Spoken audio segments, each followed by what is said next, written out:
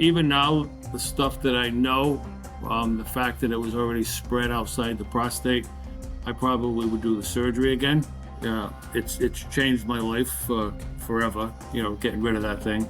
But unfortunately, because of the location and whatnot, he didn't get every single piece of the, quote, tumor. He had told me the size of my tumor in my prostate suggested I had it 4 to 7 years prior to me. So that puts me at age 43, potentially maybe 45. So that goes back to that PSA testing. Guys gotta have that done early.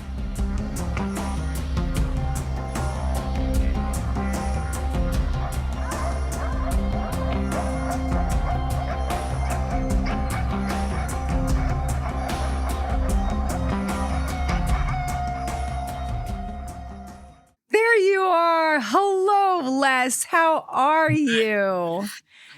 I'm really happy to see you. How you doing? All right, you look healthy, man. You might even look healthier me as well. than the last time I saw you. I don't know. Okay, we're already recording. I was just pretty healthy so then. you know. Wait, it hit Sounds you good. again. Okay, so hold on a second. Let me just tell this audience here how I know you and who you are. This is Les. We met when you were starting an autograph signing business, right? Right? You were doing autograph signings? Yeah, we were expanding.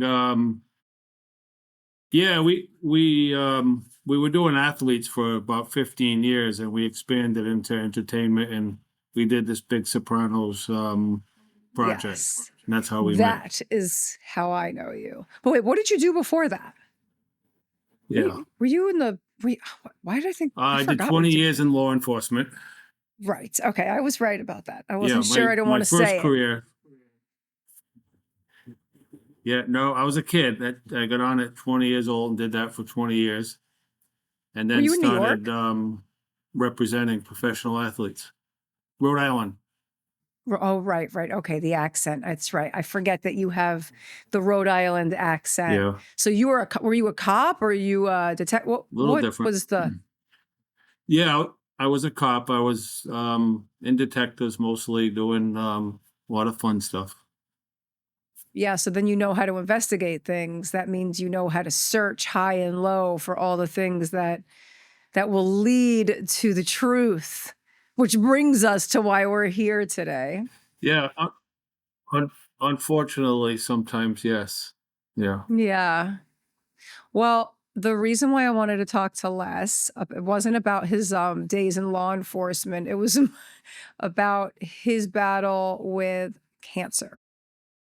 So when you explained a lot of this stuff to me back then, I hadn't really heard about all of that, all these different ways of, like a good detective, I guess you researched what would resonate better for you than following the regular protocols. But first, tell me about your first bout and what that cancer was, what was recommended to you, all of that stuff. You go. I'll be quiet. I never stop talking, Les. It's a problem. No, that's all right. No, that's all right. So I got diagnosed, or I had about a week after my 50th birthday, 2017. And 2017. And I got diagnosed with stage 3 prostate cancer on 7/11 of 17. My dad had that. It unfortunately gets called the good cancer, but I don't think any of them are good, but certainly not that one. It's got some nasty lifelong side effects and shit you got to deal with. But so I initially had some symptoms, if that's what if you want me to start right at the beginning. I mean, go ahead. I know what some of those symptoms are, just having had a dad with it. And it's like, I hate to say this, but it's so many men. I mean, it really is. It is the constant cancer, whether it's the benign or whatever. I think it's the constant cancer scare for men. Yeah, and it used to be like I don't want to say an old man's cancer, but it really No, was. I know. And me getting diagnosed at 50 is young, but this guy's getting diagnosed in early 40s now and whatnot. And I didn't know anything about a quote PSA test, which is what they used to recommend guys in their 60s to get. Now I think they've switched it down to 50s, and guys in their 40s really should get it. A PSA test, simple blood test. I How can didn't they have my tell? first one until after I had some symptoms. How can they tell? Yeah, what's the PSA test? Tell me what that is real quick for a chick who doesn't know these It's just a things. blood test. It's just a blood Yeah, test. yeah, Okay. no, it's I didn't know anything about it either. It's just a regular blood test, and I'm not even, I should know, but I've had so much stuff go through my head in the last 8 years. I'm not even sure what PSA stands for. Don't worry. But it's You don't need to. the common and only prostate cancer test that they do. Oh, so it's a simple specific. blood test. Okay. Yeah, it's specific to prostate cancer only. It won't detect any other cancers in men, or a female wouldn't have her PSA test Yeah. checked. Well, depends on what kind of broad you're talking to. Yeah. I'm just kidding. Just kidding. Oh, that's right. These days you never know, right? So I had just some symptoms that weren't normal, and kind of ignored them. And a few weeks later, I had a cousin say, "Oh, you better check that out." My father, which would have been my uncle, has a history of prostate cancer, and I kind of blew her off. And and I think part of getting on the police departments at age 20 and doing all this exciting stuff, you have this invincibility that that shit ain't gonna happen to me, kind of thing. So I kind of blew her off. I blew it off, and then decided, well, I better go get it checked. And sure enough, my PSA number was pretty high. So I initially went to one of the big hospitals in the Boston area, and immediately felt like cattle going through the process, and wasn't comfortable at all there with what they were recommending. They initially, just based on my PSA score, wanted to do a blind biopsy, and with no anesthesia, and Oh. if you can figure out where they would go through for a biopsy on your prostate, it didn't sound very appealing to me.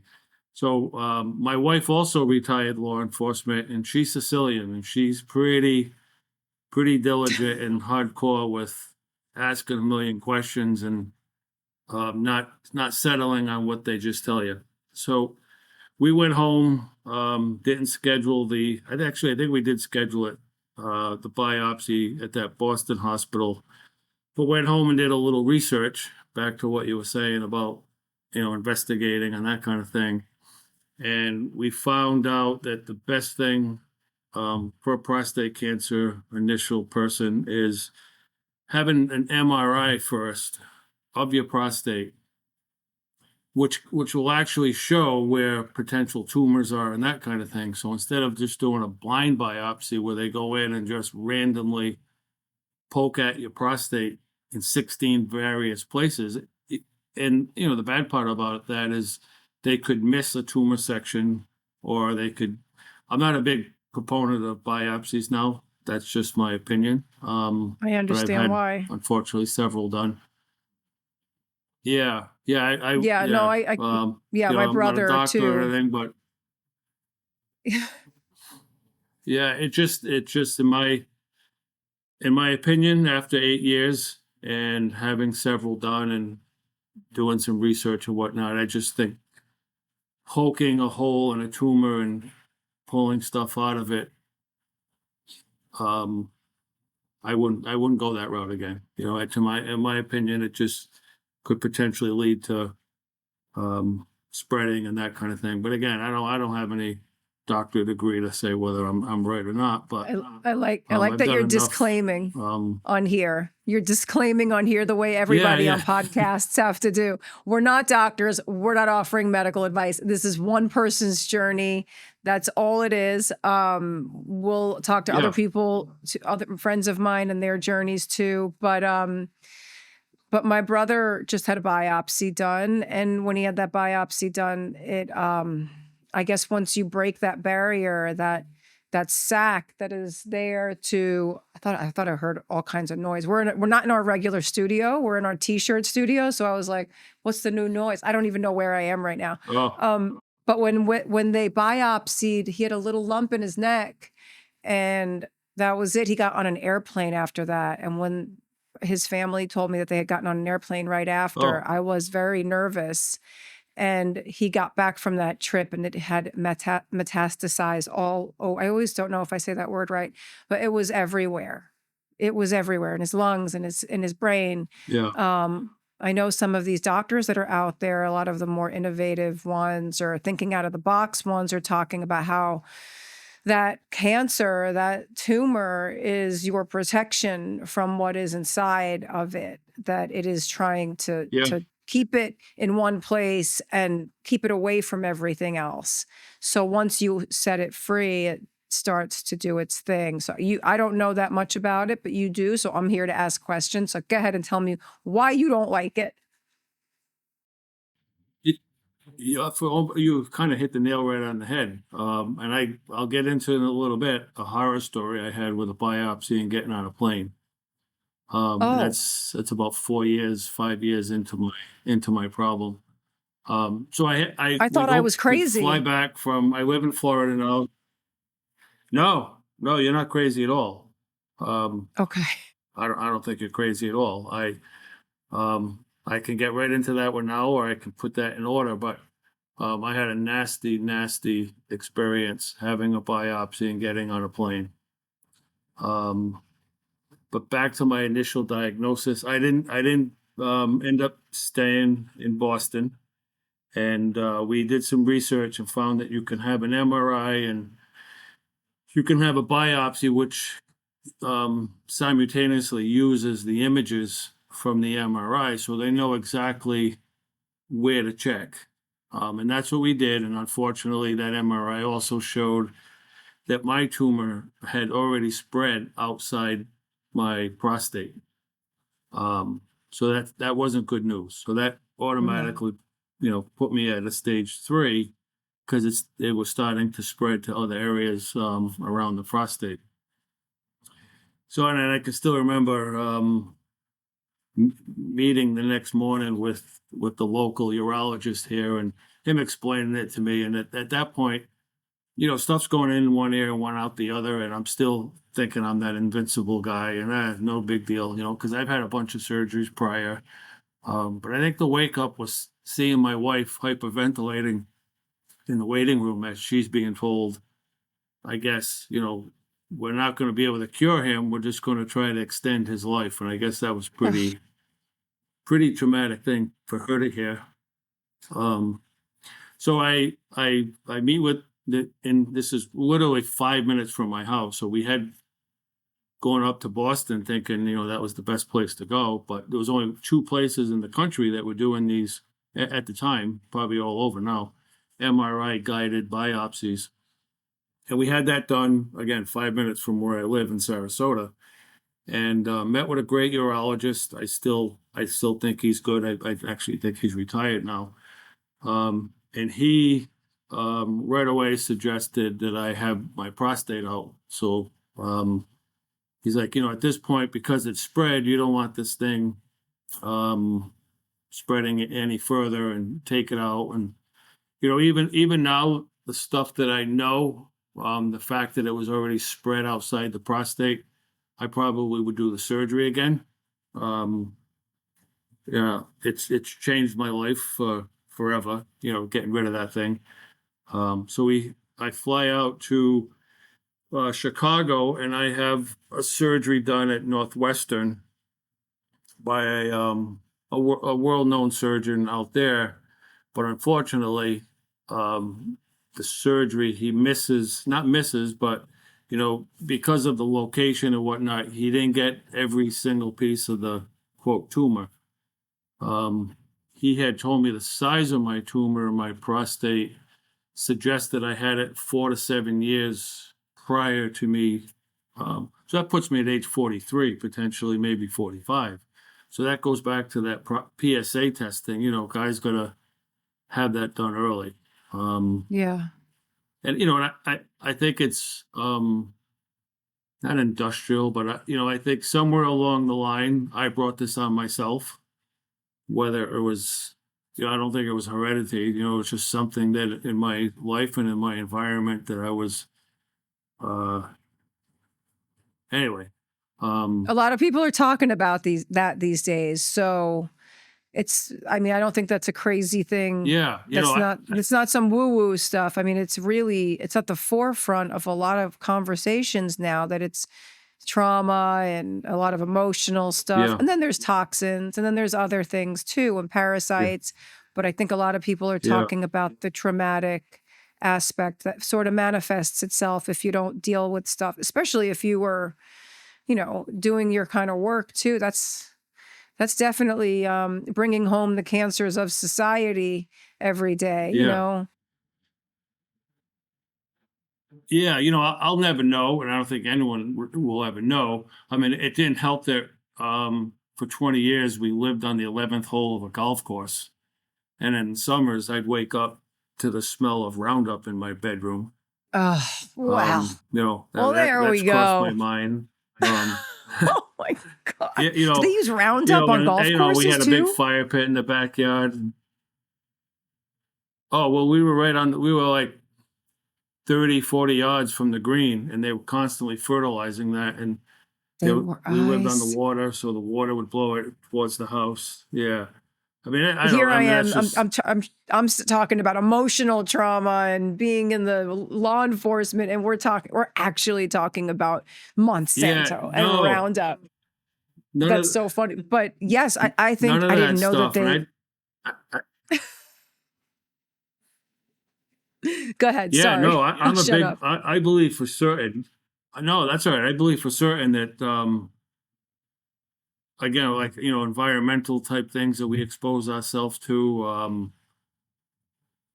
I think that plays a big part in it. I was a sugar junkie. I would eat boxes and boxes of like Mike and Ike's and Goody Fruities and all that, so, and I'll get into that whole change of lifestyle thereafter. But back to I had the surgery, took it out, and immediately they wanted, because they missed some, they recommended I do radiation in my pelvis area. So I did that. That was about an 8-week every day, Monday to Friday, having radiation done. I did that down here. Yeah, that I've done radiation 3 times. Twice it's a long protocol every day for, I believe it was 6 weeks or 8 weeks. But then I also have done more special beam radiation where it's just 5 sessions for about 15 minutes. Got some issues with some of that side effect too. So fast forward after the surgery, 6 months later. So once you get your PSA out, once you get your prostate out, your PSA should be 0 forever, because you don't have anything to draw that number up unless there's floating prostate cancer cells somewhere in your body. So kind of right away, my PSA was rising, and I went to I'm not going to call her a quack because that wouldn't be nice, but I went to a local cancer institute down here in Florida, and this young lady, doctor, proceeded to tell me I had 1 to 3 years to live. And this is about 8 years ago. So I clearly, good thing I didn't listen to her. So that was an interesting visit. She wanted to put me on hormone therapy, which essentially is what prostate cancer guys with metastases or advanced stages get put on. And again, that drug was invented for guys in their 80s, essentially just want to hang on for a couple of years. And that was something I wasn't interested in doing as a 50-year-old guy,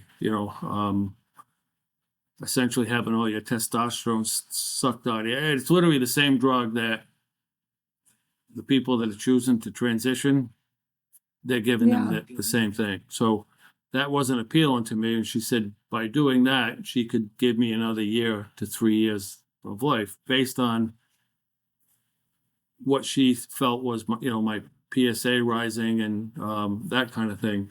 She offered no scans. She offered no, at the time they were developing a what they call a PSMA scan, which was still in the trial basis, but that's specific for prostate cancer guys.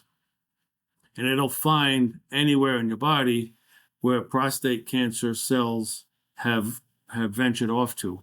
And because my numbers were rising, that clearly suggested that that spot that got missed during my surgery was producing prostate cancer cells somewhere else. So we didn't listen to her. We went home, did our research and all that again. And we found it out in Los Angeles at UCLA. They were doing studies and trials on this PSMA scan, which is now available all over the country. But, rewinding back 8 years or whatever it was, there was only 2 in the country places doing it. One was at UCLA. So we go out to UCLA. I think I'm about a year and a half into this now. And I do the scan. My PSA is continuing to rise, but the scan shows nothing. So they can't find it, essentially. They quote said it's hiding somewhere. What is the PSA? What is that scan? The next 3 what is the scan? It's just a cat.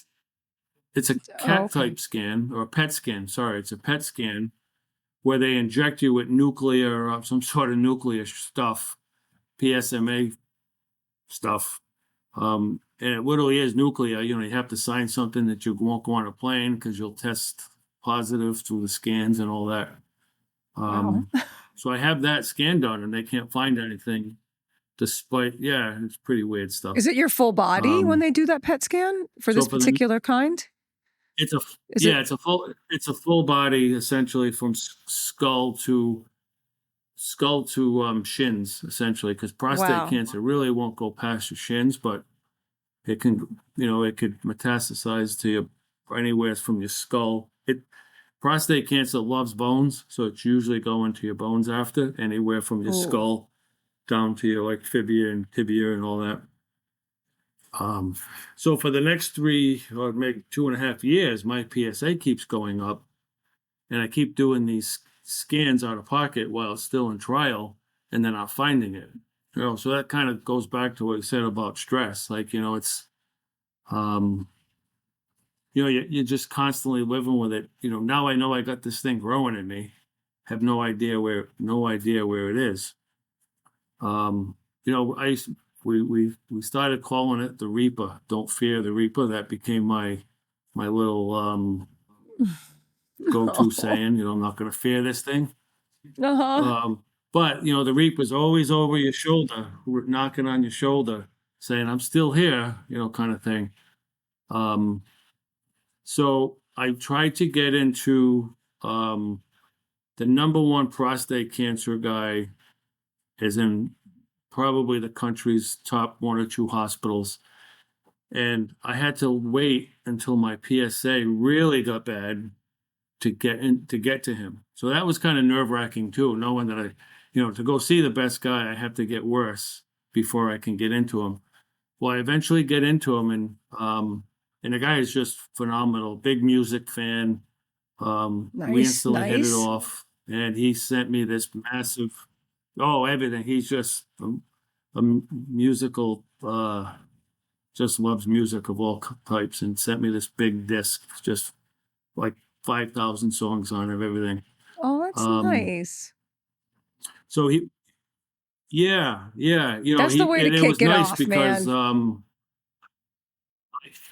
I felt a little bit more personal, um, approach that he had. Not approach, but I didn't feel like a piece of cattle just being a number going Yeah. through the line, so to speak, And and he always would say, I told him what the hospital down here said, or the clinic, or whatever you want to call it, that they gave me 1 to 3 years.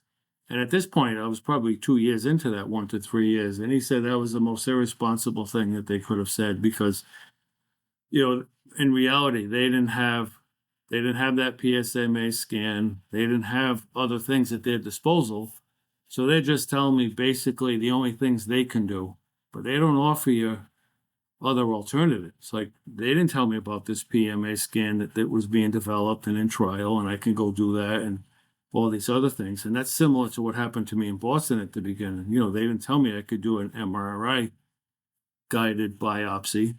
They just said, "Oh, the only one that you can do is a regular biopsy without anesthesia." And that's kind of And you don't barbaric. I know know. guys do it, Yeah, I but mean, you're scared. Well, I would be, no, I no, don't know, man. yeah. I mean, Well, you're scared. You don't know what to do. And I mean, that's why I want you to tell, I want everyone like you to tell your story as opposed to asking all the doctors what to do, because these experiences are, I mean, it's so scary. It's even when my dad had a stroke, it was like, I could not believe how much chaos would start with everything and how nothing was, you couldn't grasp any of these things without hearing from other people who have been through the same thing. And I also can't believe how much you chased your treatment from state to state.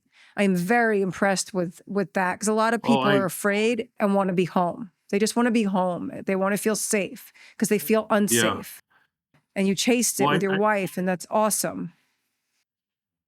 you have to. If it wasn't for my wife, I don't know if I'd be here because I probably would have just listened to the first thing that the first person told me, And we chased it everywhere from Massachusetts to Florida to Chicago to California to It's Minnesota. your world tour, Les. This is your freaking world tour. Yeah, I've got a lot of air miles. I got a lot of air miles doing that. And you have to, and again, this is my opinion, but you absolutely can't just listen to the first thing the first person tells you.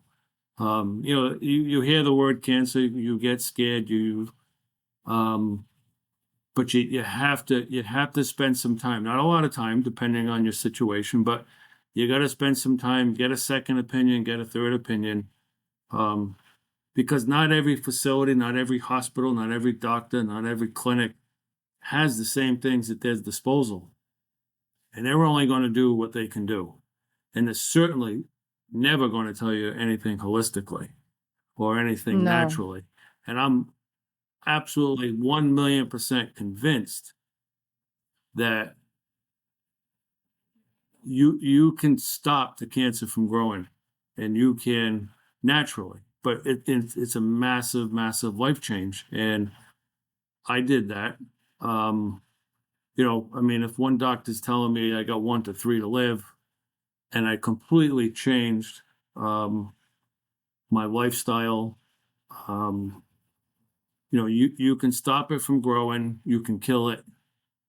And I believe you can do that all without the poisons of chemo and the poisons of radiation and hormone therapy. And, I know nothing about breast cancer and pancreas. I know nothing about those things, but I'm still convinced that those things can be dealt with both naturally and holistically, as well as like I still go to my main doctor that I swear by him. He does my scans and checks my blood, and that kind of thing. But I've done so many other things besides just going to the mainstream hospitals and that kind of thing. What does your doctor think about? What does he think? Is he cool with it all, or do they some of them get annoyed? Some of them are like, "Wow, this is cool." Depends, I well, guess. yeah, well, so um, I'm about 2 years into seeing him, not now, but going back. And my PSA just kept rising and rising, and they couldn't find it. And but it was made me nervous because I was up into the 9, 10 range without a PSA. And usually when guys PSA starts creeping even to 1 after they've had their prostate out, guys are dying like from that. Shit. So, Oh, the wow. fact that mine was at 10 was very worrisome to my doctor at, at my hospital as well as us. So that's when I really, at that point, I was already doing like the no sugar, the raw diet.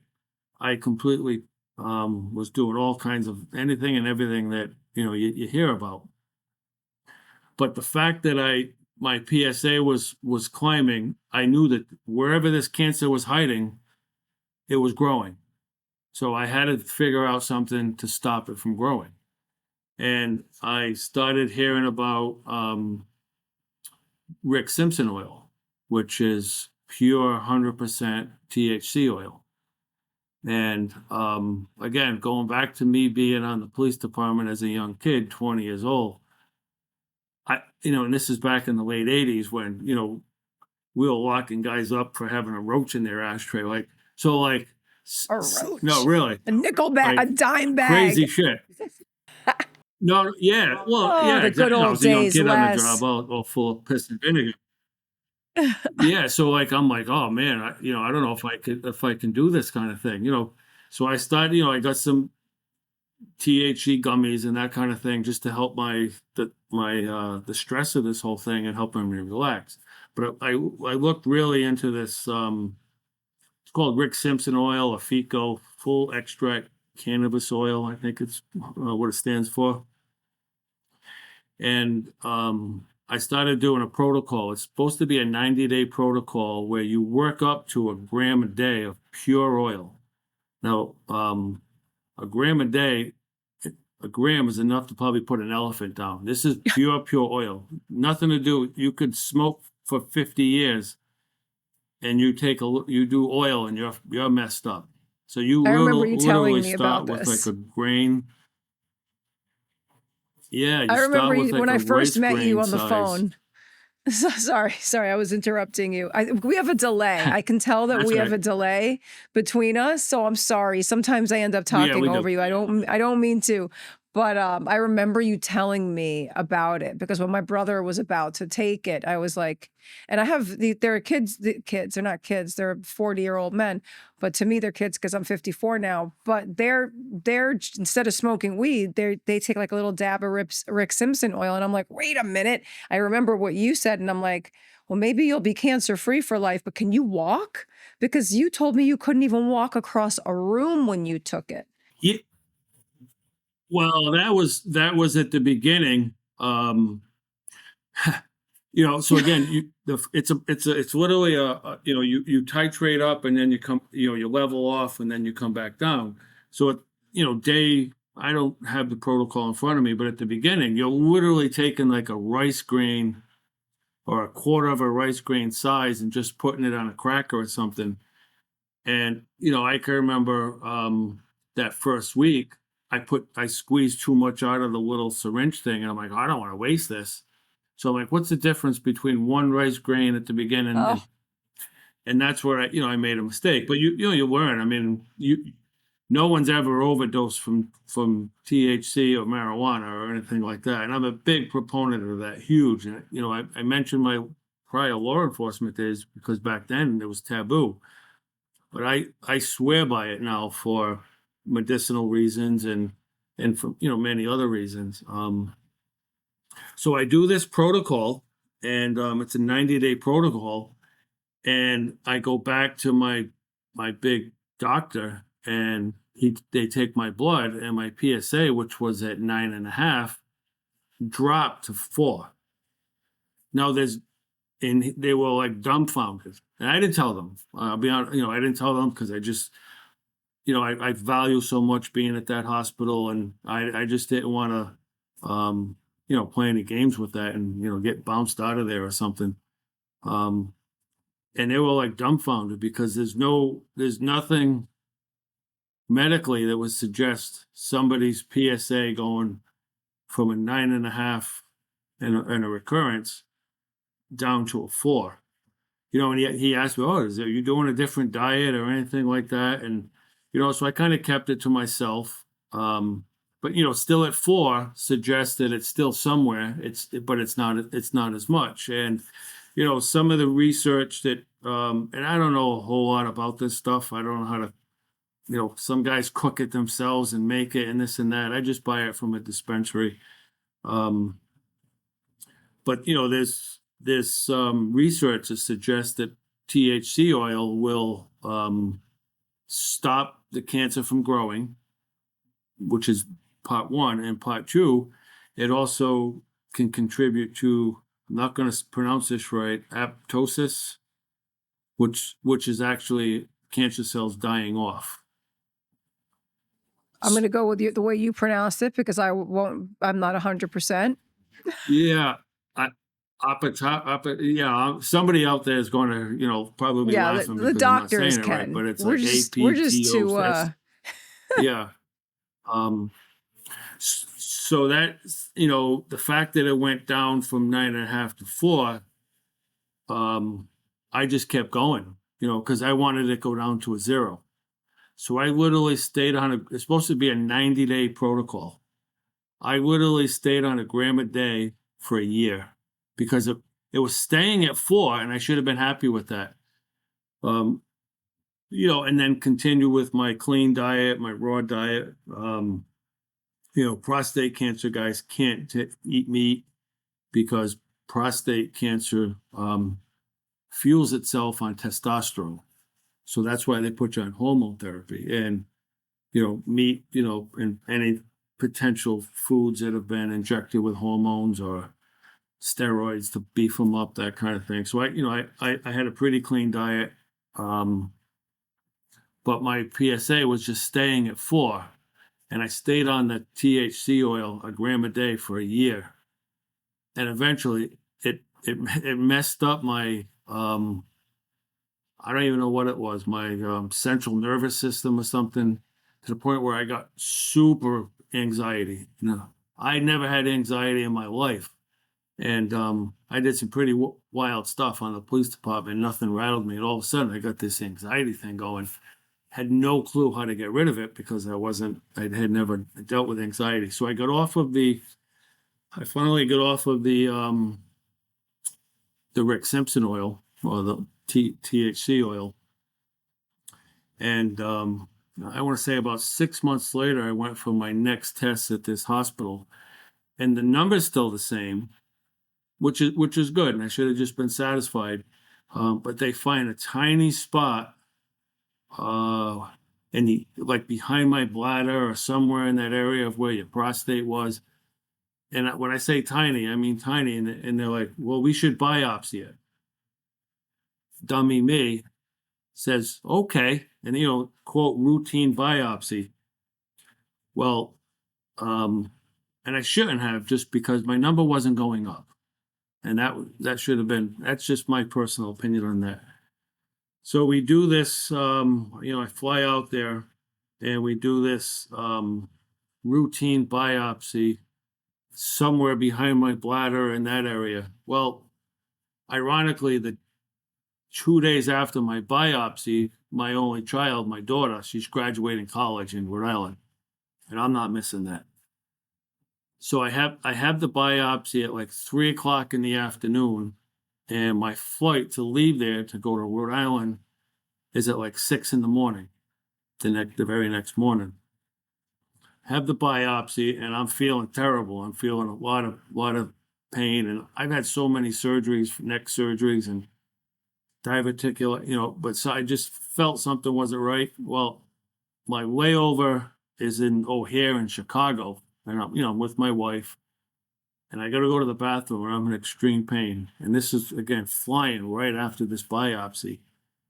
And not to get nasty graphic, but when I went to the bathroom, I was like peeing. I was peeing like purple thick ketchup. Wow. It wasn't even red. And you talk about pain. So ironically, a minute after I get out of the bathroom at the airport, in my next flight is to Rhode Island, the doctor who does the biopsy calls me and will say, "Oh, how's it going? I just wanted to check in on you." I'm like, "Well, I'm in excruciating pain and I just urinated purple ketchup."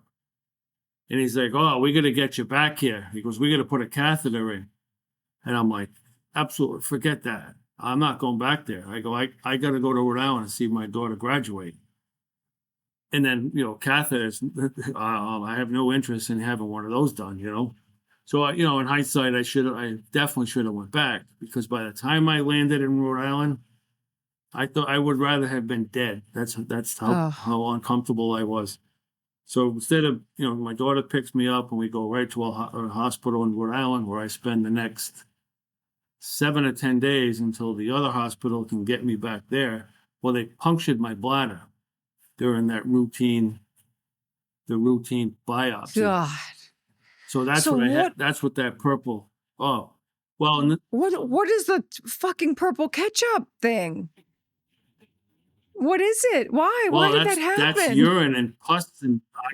Oh, Les. Well, because my bladder, I'm my not grossed bladder's out. punctured. I'm I got a mortified for hole in you. my- Yeah. Well, and that sent me on a year-long tizzy, like just Oh nasty. my God. They punctured my bladder. So whatever, I don't know the physics of all that stuff, but I was internally bleeding, and it was in my bladder, and I was urinating. I was urinating it out, but it was so septic, I guess, that it was like purplish, and it was thick, and it was horrible. So I get to that hospital in Rhode Island, and I have to tell the hospital that I still go to. I don't know why, but and immediately they want me back there. But the problem is, I jumped on a plane right away, and now my lungs are full of blood clots. I had all this blood flowing, loose inside me, and the fact that I flew right away. God. This hospital that did this has completely changed their protocol. They won't let people leave and for 24 hours and jump on planes and stuff. But Wow. so eventually I get, they're trying to figure out how to get me from Rhode Island to the Midwest back to that hospital that punctured my bladder. And why did you want to go back there? Well, I don't know. I wasn't happy with where I was in Rhode Island, and I wanted my team. My main guy is there who suggested the biopsy. He didn't do it. He sent me to that department. This is the guy who sent you the But mixtape. Yeah. Is He's that not guy? the one who Okay, did I the understand. biopsy, but he's Okay. Yeah. Yeah. And I still swear by him. And it was probably a freak thing, but at the same time, Yeah. the size of that spot. Now that I know, I never should have had that biopsy done. So Is that what they told you, that you should have left it? Is that a thing? Like, is that because it was so but it turned small? out to be benign anyway. Oh, Madonna me. Yeah. Are So you kidding it me? wasn't even. It didn't even test positive. Yeah, and I had it was just a.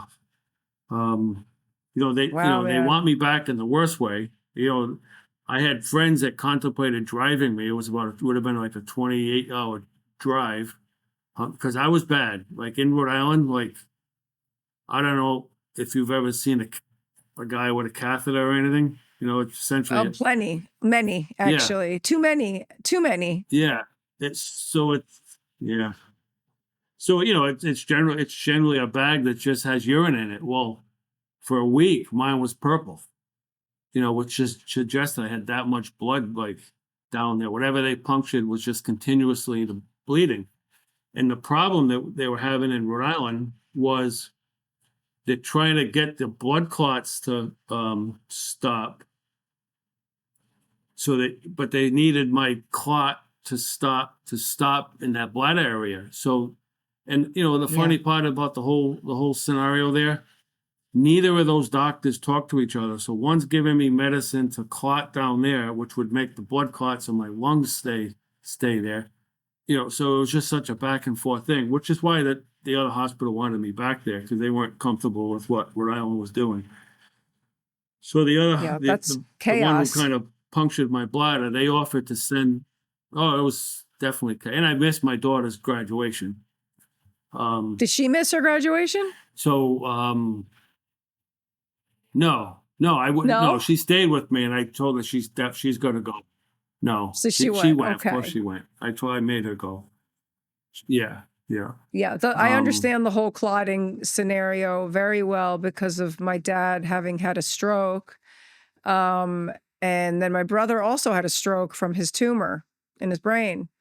So the balance and the dance between the blood thinners and the coagulants is a really tricky Yeah. thing, man. Yeah, so I understand what that Yeah. feels like. And again, it kind of goes back to what you were saying earlier. Like, I had to pay attention to everything, because I know that the team that came in for the blood clots had no interest in what was going on down there near my bladder, and vice versa. So, I had to like constantly remind them every time they wanted to put me on something different. Well, does that interact with what the urology department's got me on? And so it was just a constant mental battle while I'm in the hospital. Yeah, that's And scary. There should literally be every 2 hours.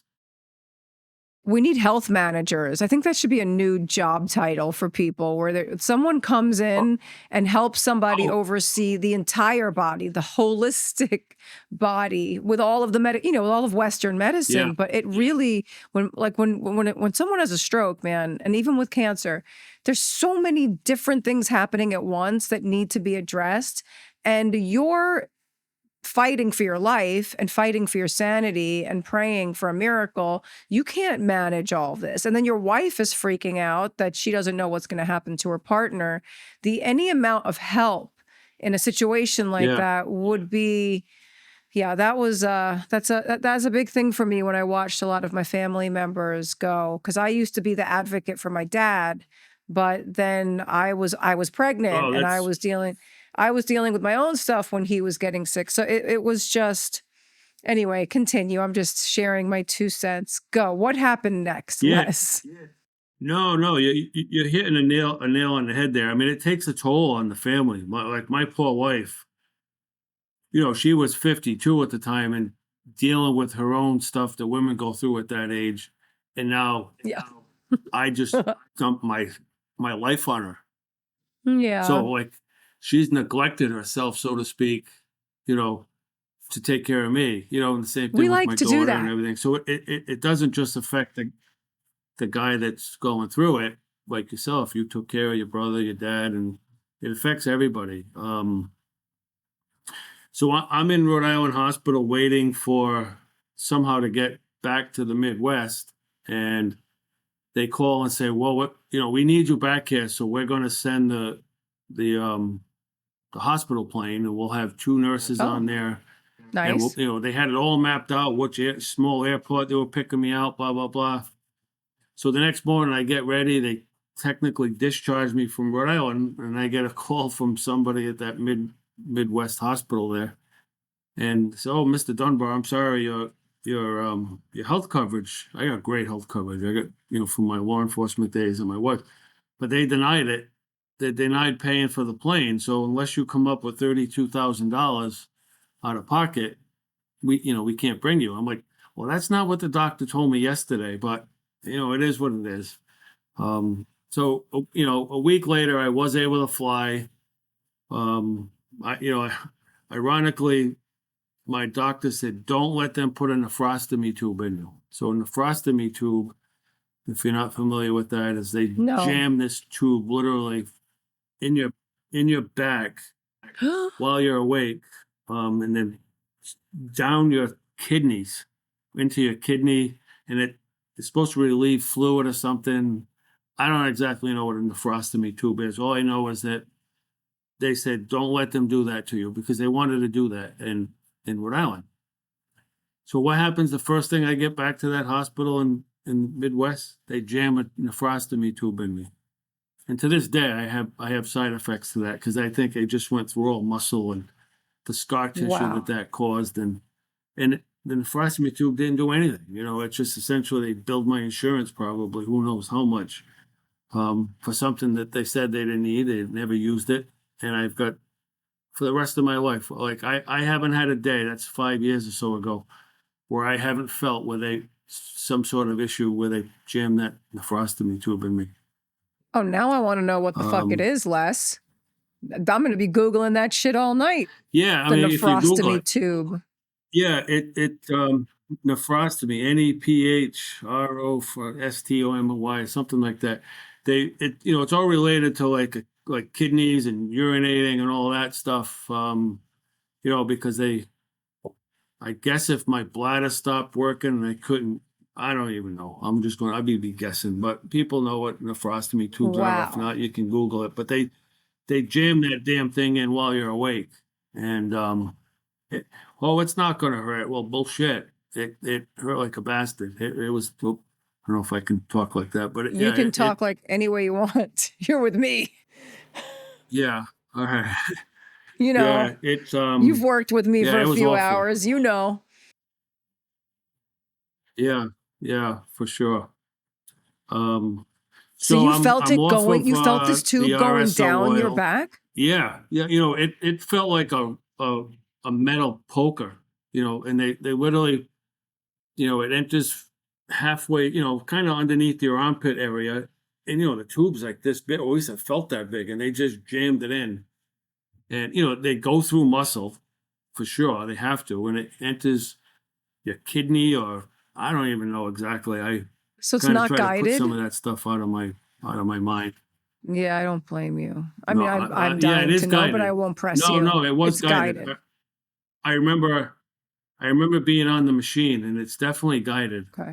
But they guided it wrong or something, because it not only did it hurt, I have side effects from that to this day. And they never did anything with it. It was just an unnecessary thing that they said to the hospital in Rhode Island, don't let them do it to you.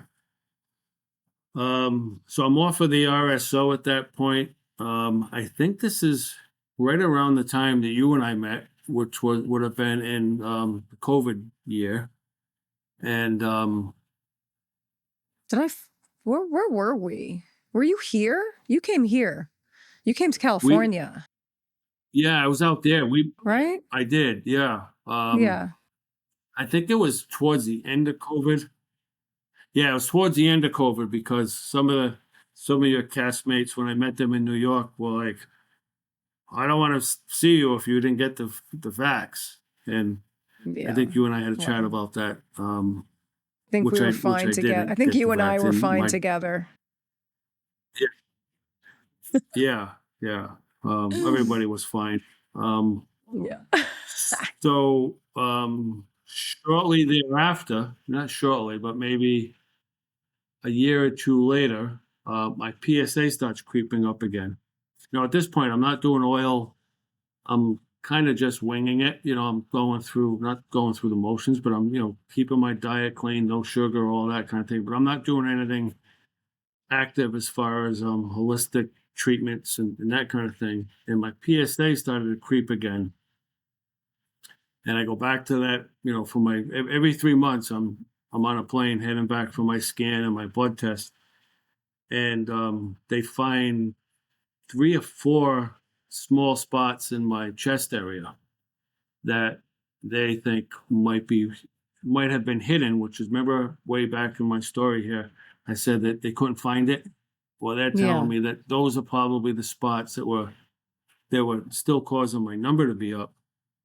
So after the first biopsy, for whatever reason, I let them do another one, and it confirmed that those spots were definitely prostate cancer cells, which they call it prostate cancer no matter where it goes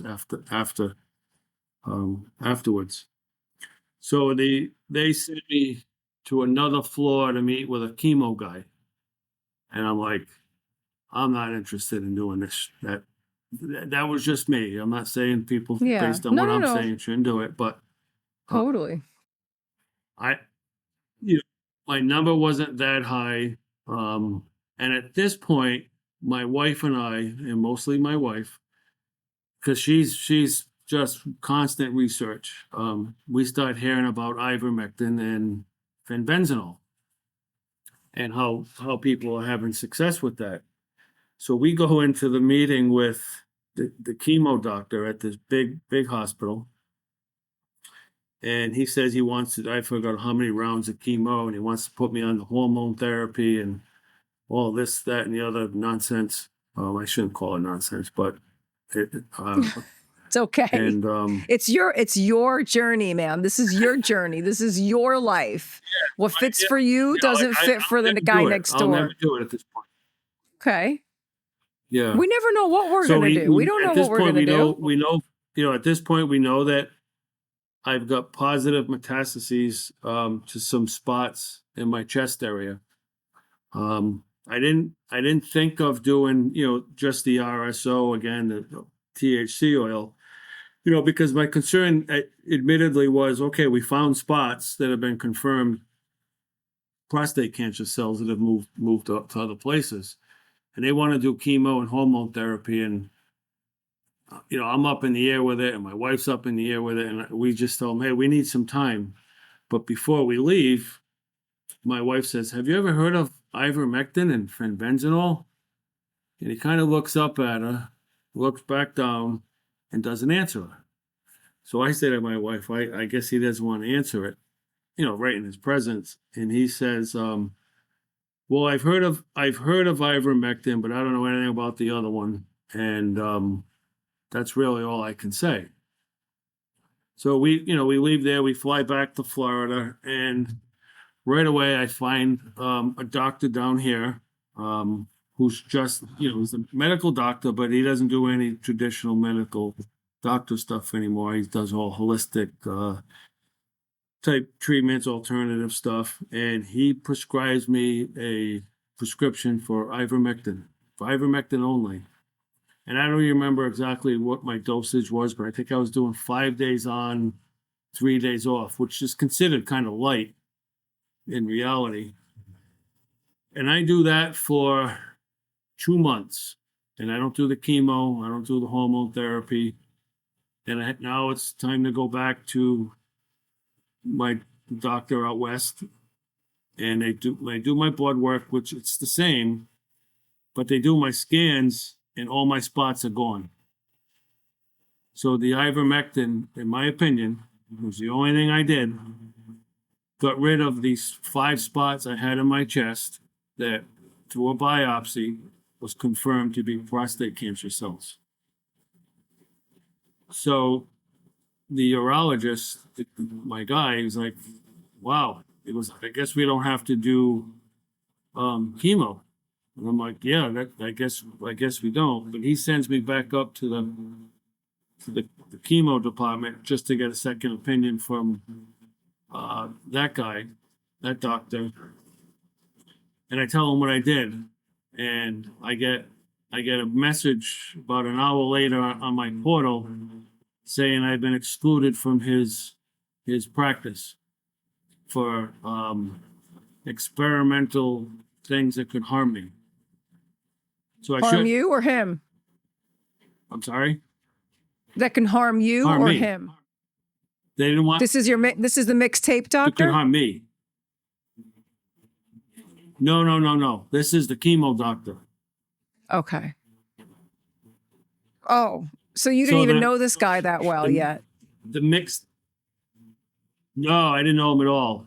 No, I don't know him at all, and I don't want to know him at all. He, I got a cold plunge. Is your wife vacuuming? No, it's a cold now plunge next to you. The cold? Wait a second. It's your fucking cold she's plunge? in the other part of the house. That's your cold plunge going on? Yeah, it must have got hot in here. Is that better? Les, first I want you to explain to me what the fuck you mean by that's the cold plunge. And then we're going back. So I bought a cold plunge. I do cold plunges now every day. Probably for the last 3 or 4 months, I got a lot of inflammation in me and that kind of thing, and they've been great for that. And I do infrared sauna every day and cold plunge every day. So it was easy to buy You're one and have it here. Wow, you're a real fucking hippie then, man. You're doing all the hippie stuff. Isn't it amazing Yeah. Oh, all I, how I it's crazy to swear by me how cold plunging. You know, yeah, everyone does now. I can't do it. I jump in my pool sometimes and then I want to kill everybody afterwards, but it really is great. you you could do it, and that's how I trained myself. Because everything's about getting your body used to it, getting your mind used to it, and being in Florida, the pools in the dead of the winter, they're cold. They're like 50 degrees or whatever they are. Yeah. So that's how I started training and taking a cold shower, and now I do 5.5 minutes a day at 42 degrees, and it's the Wow. best feeling when you get out of that cold plunge. Yeah, I mean, Yeah, no, it is. people It's that good. that do them, and they'll say the same thing.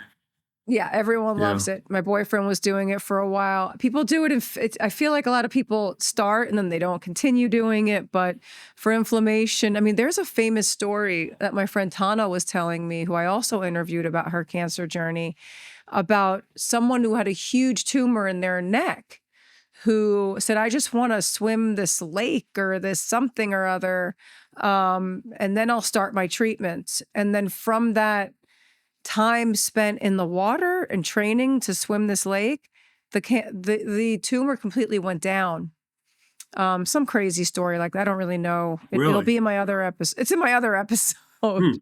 But yeah, so I guess there is a lot of Yeah, so I, anyway, back to the ivermectin. Keep telling me. So because the sound was happening, I kind of missed some of it because the cold plunge was happening. Can you just tell me one more time? You had how many spots on your lungs? I had they weren't necessarily on my lungs, but they were in my chest cavity area. Oh, I had okay. 5, and they weren't big, large tumors, but they were large enough where they could biopsy them, and it came back positive for where my prostate cancer metastasized to. So instead of doing the chemo, I did some cycles of ivermectin. How much I did did. you take of it? I was doing 5 days on, 5 days off, which is considered, I think, light. And most people would say, "Oh, that's a low dosage." But just that low dosage was enough to make those spots go away Yeah. And you have to do at how the I mean, when time. I take it for I take it when I think, when we all thought that COVID was going to kill us, I would take it for that. Now I even take it if I feel like I'm getting like a flu type thing. Um Sorry, we're like Well, right on the street right now. I don't know there's if you can hear great the things cars about. going by. But I take my body weight. I take they prescribe your body weight for it. Like if I take like 24 milligrams for my size. But for cancer, don't they ask you to like double down on that, or how does that work They for do, you? and oh, um, I'll be honest. Like I just followed what my Your local wife? holistic What your doctor told wife me to take, said. and no, yeah, yeah. Well, that's true. I do listen to her. She's Sicilian, so I listen to a lot of what she says. You Otherwise, I'm better. in the shit. Yeah. Um. Yeah. No. I. I only did, I believe, 18 milligrams a day, 5 days on, 5 off, and that is Oh, considered that's low. low. Um. That's And really low. yeah. Yeah. Yeah. And I'm not taking it now, but I've got a situation that's developed. Talk about the highs and lows where I'm in a low. You're in And a I've low got some now. issues again. I'm sorry. You're in a low now? Yeah. Oh So no. What? I am. Wait, Yeah. tell me. Okay, hold So on. Before you tell me that, tell me real quick. You got rid of those sure. spots with the ivermectin. 100%. I did nothing different. I wasn't doing, I didn't do any radiation or anything like that. I didn't even do the THC oil. I went right from my doctor's office, who wanted me to do chemo, to back to Florida and started ivermectin right away. And 2 months later, when I went back to my doctor and had a PSMA scan and a blood test, those spots were gone. That was in the tissue of your chest, like the soft tissue? It wasn't in Yes. your lungs? Yeah. Okay. They Okay. weren't in my lungs. No. And then how long were you Yeah. cancer So free at after that point, geez, about a year and a half, maybe a little bit longer. Time's just, I don't wear a watch anymore. I don't want to know time anymore. It's kind of a weird thing, but I lose track of figuring out times. But I would say it's probably about 2 years. Yeah, no, maybe a little about a year and a half. So, when all that happens, geez, I think I'm going to live to 150 because I've got this whole thing figured out. And I don't do the THC stuff anymore. I'm not doing ivermectin daily or anything.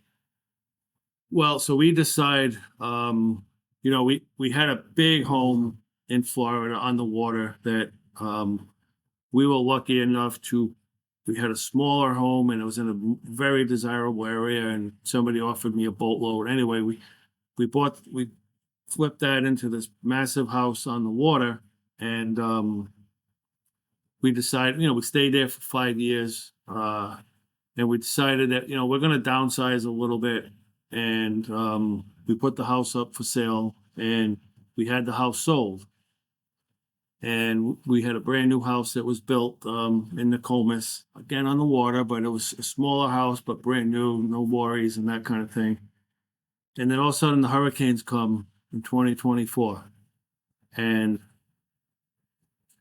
the first hurricane, which was Helene, put 3.5 feet of water into our first floor, 2 bedrooms, a kitchen, an in-law suite, a theater room, and it's destroyed. Like everything that we own, every photograph that I had of my daughter, every note she wrote me as a little girl, all the furniture, appliances, and we're supposed to close on this house in 2 weeks. Well, ironically, my buyer still wanted to buy the house, so we spend the next 7 days scrambling. We were home during the flood, when the flood came in, and my wife and I are running up and down from the second floor to the first floor, trying to bring stuff upstairs to save it and that kind of thing. So we spend the next week spending a lot of money ripping everything out, having contractors come in, because the whole house was stucco, so we didn't have to do drywall damage or anything, but the house we were selling is furnished, so we had to buy all new furniture, all new appliances for everything that got ruined. And just as we're almost ready to be done, well, they forecast another hurricane, Hurricane Milton. And that one is going to be a Category 5 to hit Siesta Key, which is where we live, head on. And now we're 6 days from closing on the house, and Hurricane Milton proceeds to blow the roof right off my house. We've evacuated to Fort Lauderdale, the other coast. We have 4 Labradors, so we had to find a hotel to take them. And we come back, and it blows the roof right off my house. All the ceilings have collapsed. And that was October of 24. And here we are, mid-November of 25, 13 months later. And I've been battling with insurance. And insurance is the biggest scam industry that's out there. And no offense to any good people that are in the insurance industry, but it's been brutal. And talk about stress. Well, I let the stress get to me bad. And, because it was 2 steps forward, 5 steps back. The house got looted. You name what could happen, it happened with us in this house that we were supposed to close 6 days later and live happily ever after in this downsized house that is brand new. So I admittedly kind of get off the wagon a little bit, not with my diet or anything like that, but you don't think stress, you don't think it's bothering you, but Oh, it it's wreaked does. havoc on me. And so I went 6 months ago, and my PSA was rising, but they still weren't finding anything. Well, I went back 3 weeks ago, and my PSA is still rising, and they found spots. So it's in my lymph system now, and the scan showed that my body's just filled with inflammation. And he's like, "Are you under any stress?" And I had to explain the whole thing. He was like, "Well, it's now you've got spots again in your chest, different areas. You've got spots in your pelvis area and lymph nodes. So it's traveling my lymph system and in a spot in my neck somewhere." And I'm not worried about it, but I gotta figure this stress thing out. And I'm going back on the ivermectin. I'm going to do fenbenzynol, and some other things. The blue, I don't know, a whole bunch of other stuff. But I got my appointment this week with my local holistic doctor. But it's the stress. I had no stress in my life until this year, and it's not just the hurricanes. It's the dealing with the insurance company I and the know. adjusters. I know. I've been through it. I know. You lose everything, and the people that help you, the people who don't help you, Yeah. the stress. And I unfortunately, I'm a pretty loyal guy, and I'm a pretty passionate guy. So unfortunately, with that, I hold in all the stress and sometimes bitterness, and it's proof that stress is killing me, so to speak. If I don't No, figure it I out. saw that. I saw the pictures of your house. That is Yeah. that's astounding, man. That is not that's basically what we were watching on the news. And I mean, for lack of a better expression, truthfully, it's like you dealing with the insurance companies and dealing with the weather systems lately. To me, that's just another cancer That's a in whole nother story. society. Yeah, well, I'm all over that story, and that Yeah. is very upsetting to me. And I'm always investigating that nonstop. And I do think that there's such a huge, all these pieces of the puzzle really fit together. After a while, it's kind of like us against them. Like they're just throwing stuff at us continuously, whether it's toxins or insane weather systems or your insurance company. There's just so much going on all the time. And the stress thing, when I was dealing with my insurance company, I had never dealt with it before, and I never had to deal with anything as catastrophic as, well, my house burned down in a fire. I don't know if you know that. But I let it go. Yeah. I just let it go. I mean, I don't know the details. Yeah, my house burned in a fire. I lost everything, and there was nothing to recover. There was nothing to rebuild. I didn't own it, but I still lived there for many years. But then my house here flooded, and I think you know that story because I came to you to do an autograph signing when I was broke, because of the whole mandates and all that shit. And then my house went into foreclosure, and then the house flooded while I was in foreclosure. So I couldn't sell it. If I could have sold it, I would have been okay. But I couldn't sell it because of the flood. So I had water I don't know 6 if I feet knew up that. into the walls. Maybe I didn't speak to you at that point. Maybe we did the Wow. signing before. I don't remember. But either way, all I'm saying is, Yeah. I was worried about cancer. I was worried about a heart attack. I was worried about everything that causes stress because I really do see the correlation with that. I saw it with my dad, who died of cancer. But my dad had a lot of other complications first. So it wasn't just the cancer. It was a stroke that really was the big thing. And then my brother was the opposite. He had the cancer first and then got the stroke. Then the cancer got worse. It's just all chaotic How old was and your brother? insane. My brother had just turned 60. He was totally healthy. And I didn't take care of my brother at all. I just went to visit him towards the end. He and I we didn't really speak to each other that much. Once both my parents were gone, we all kind of just drifted apart. But once that happened, I tried to be around him as much as I possibly could, just so that he could see his family and his familiar. I mean, he has his kids and his real family, but I'm the old family. I'm a little remnant of mommy and daddy kind of stuff. But it ravaged him, man. It really fucking took him out. And it grew so fast. It was so fast. He was gone within a year, less, with all the complications. Wow. And I don't know how far they went with the alternative stuff, but they definitely went Western.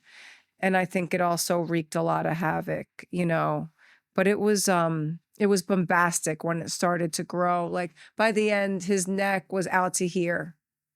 You could see it. That's why I asked you about your chest. Oh. Because there were little, spots on the chest and stuff like that. And it probably had gotten into different areas, but my girlfriend Tana, it was in her lymph, I think. And I always promote this place. I know you like to travel. And I know you like to be on I'll the go water. anywhere. Okay, well, here's my 2 cents. I don't know about anymore. Yeah. No, well, maybe the wife wants to go sit on the water in Mexico for a month, because this place, we're gonna go film there. I think we're gonna go interview the doctor there. But they'll do Western stuff, but they're treating you like completely. It's a holistic approach. The name of the place is Santa Vive Clinic, and it's pretty remarkable. And they do the cold plunges. If they do have to give you chemo, and I couldn't believe this. I couldn't believe when she told me this, because she just went there as a companion. So when you go, you bring your wife would pay $100 a week to be there, right? It's like, or a day. It's something like that, $100 a day. And she can use all the facilities and do all the stuff there. But if they were to give you chemo, if you had to have it, if you chose that's what you wanted, they would start extracting all the extra chemo out of you. They put you in some, what did she say it was? Like was it hypothermia or what the hell was it? They put you in some tank where they make you sweat out all the bad chemo. So it only goes, I shouldn't be talking about this because Really? I don't know what I'm talking about and I'm not a doctor, but this clinic is very fucking cool. And I really dig all of the stuff that I'm hearing about it, because they're doing all the stuff you're talking about. And they create this atmosphere for you they support everything. You're not in need of like 24-hour care like my brother was. He couldn't walk across the room. But in a situation like yours, you'd really be able to take charge of your own well-being in there, and they really attack you from every angle, with all the modalities that you like that are in functional medicine, plus the holistic stuff. But you should check it out. It's not cheap, but a lot of people walk out of there cancer-free, but you have to maintain the lifestyle again, and you can't be stressed out. That's the other thing. No stress. You absolutely, you're hitting a nail on the head. You have to maintain the lifestyle, and I have it, and I haven't been stress-free, but I know what I've done in the past to fix this, and I know I can do it again. We finally got out of our rental.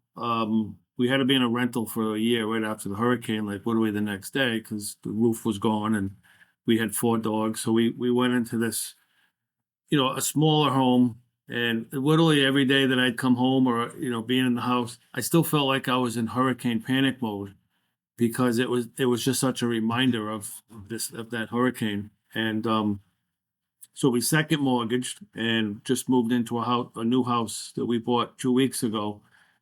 And I literally can feel the weight off my shoulders already. Oh, good.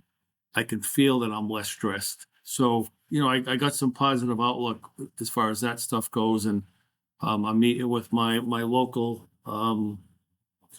doctor here to get his opinion on an ivermectin and a fenbendazole and methylene blue or whatever it's called, and any of these other things. There's so many different things, and but I actually wouldn't mind. I'll text you later getting the name of that facility in Mexico you mentioned. Have you listened to Dr. John Campbell on YouTube? I think that's his name. Is it John No, Campbell? He always has all these great doctors on. He was talking to Dr. Makis, who I don't know if that's the protocol you followed. Do you know who Dr. Makis is? He was the guy, I I don't. think he's a radiation oncologist, and he was dealing with I think COVID, and he discovered ivermectin was great for cancer. He's one of those doctors. But this Dr. Hmm. Campbell also interviewed, and I always bring this up because I'm so fascinated by it. This old English doctor, his name is Dr. Angus Danglish, maybe, but they talk about naltrexone. Have you ever heard of naltrexone?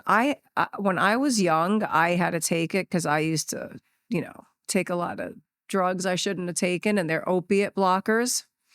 So when I was 21 years old, I was prescribed this stuff called naltrexone.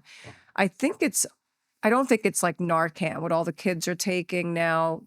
Kids are ordered to have this drug in their backpacks in case they overdose on fentanyl. I can't believe this is the world we live in. But naltrexone, Well, we were. I don't know if it's the same stuff. I don't think it is. But naltrexone there's something about the properties with naltrexone and cancer where it stops the growth, or it stops sending the messages, Hmm. or I don't understand it. I'm trying to get the guy to come on and talk about it because I feel like it's something people should know about, but it's another sort of repurposed, innovative drug. There are a lot of doctors actually talking about it. Of course, I'm not giving medical advice. I'm just talking to my friend here who doesn't want to do the Yeah. normal stuff, and who knows, he might do the normal stuff. But they say even with some of that stuff, No. I was listening that that if you take some of these other modalities, these other supplemental things, you can cut your chemo treatment if you have it in half, or some of them have like a synergistic relationship where they support each other in this very strange way. I'm super interested in learning more about Yeah. that, No, so I've I'm heard always that as asking well. questions.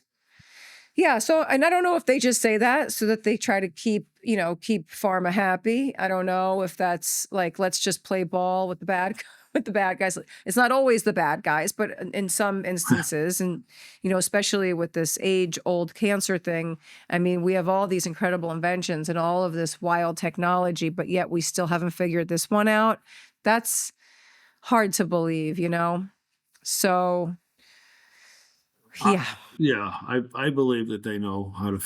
Yeah, that's probably another topic for another day. But um, yeah, I'm convinced of that.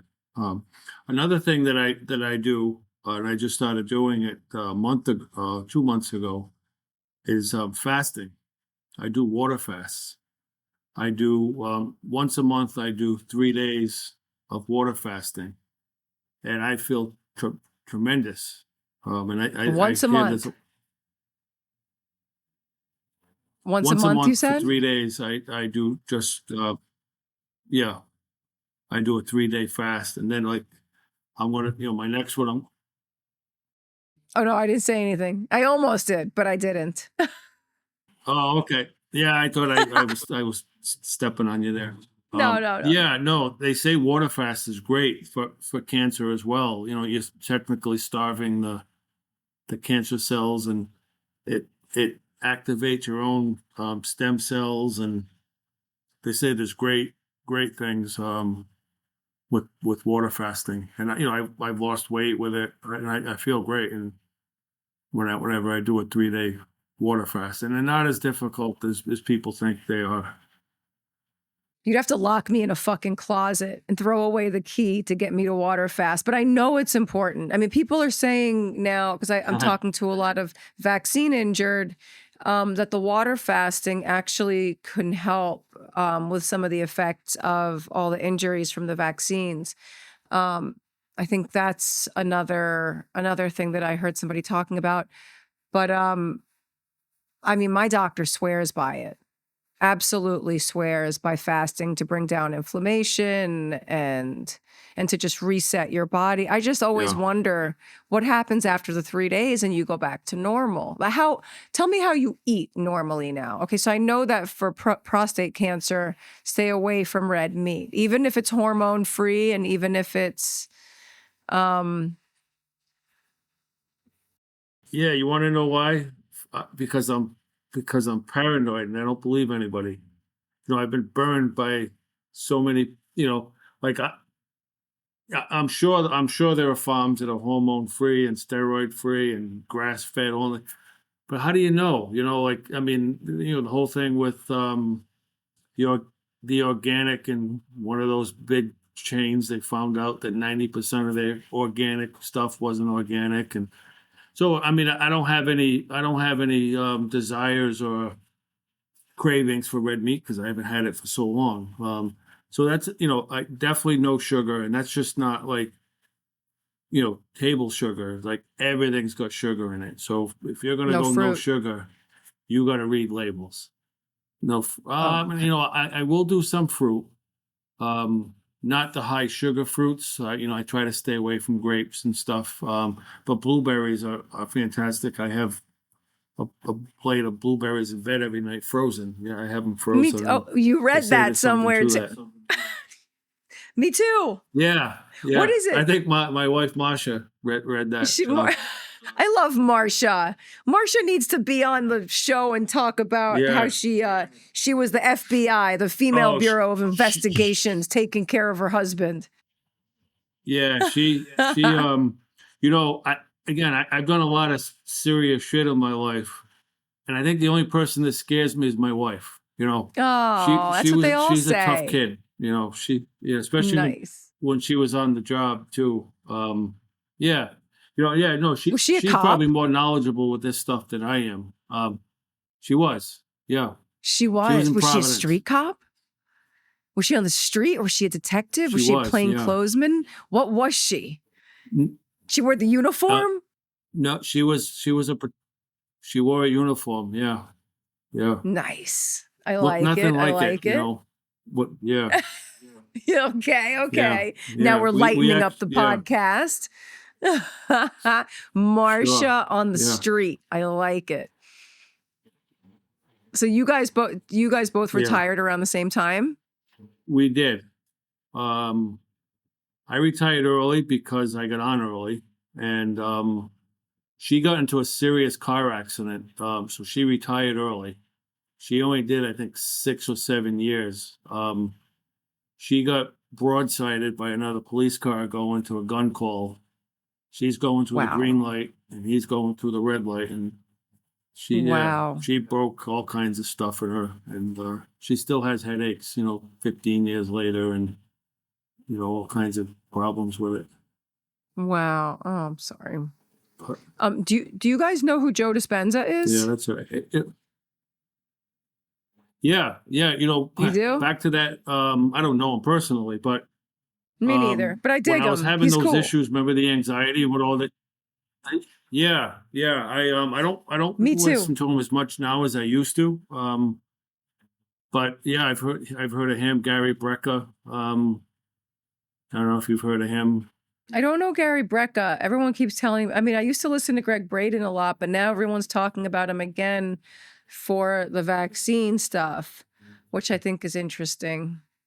I don't know how you can meditate away and pray, you know, all of that sort of assault on the body with all that stuff that's now attached to all your, you know, your body gets sort of bombarded by a lot of the stuff in that technology. And now they're talking about using these guys to meditate a lot of this stuff into or out of existence.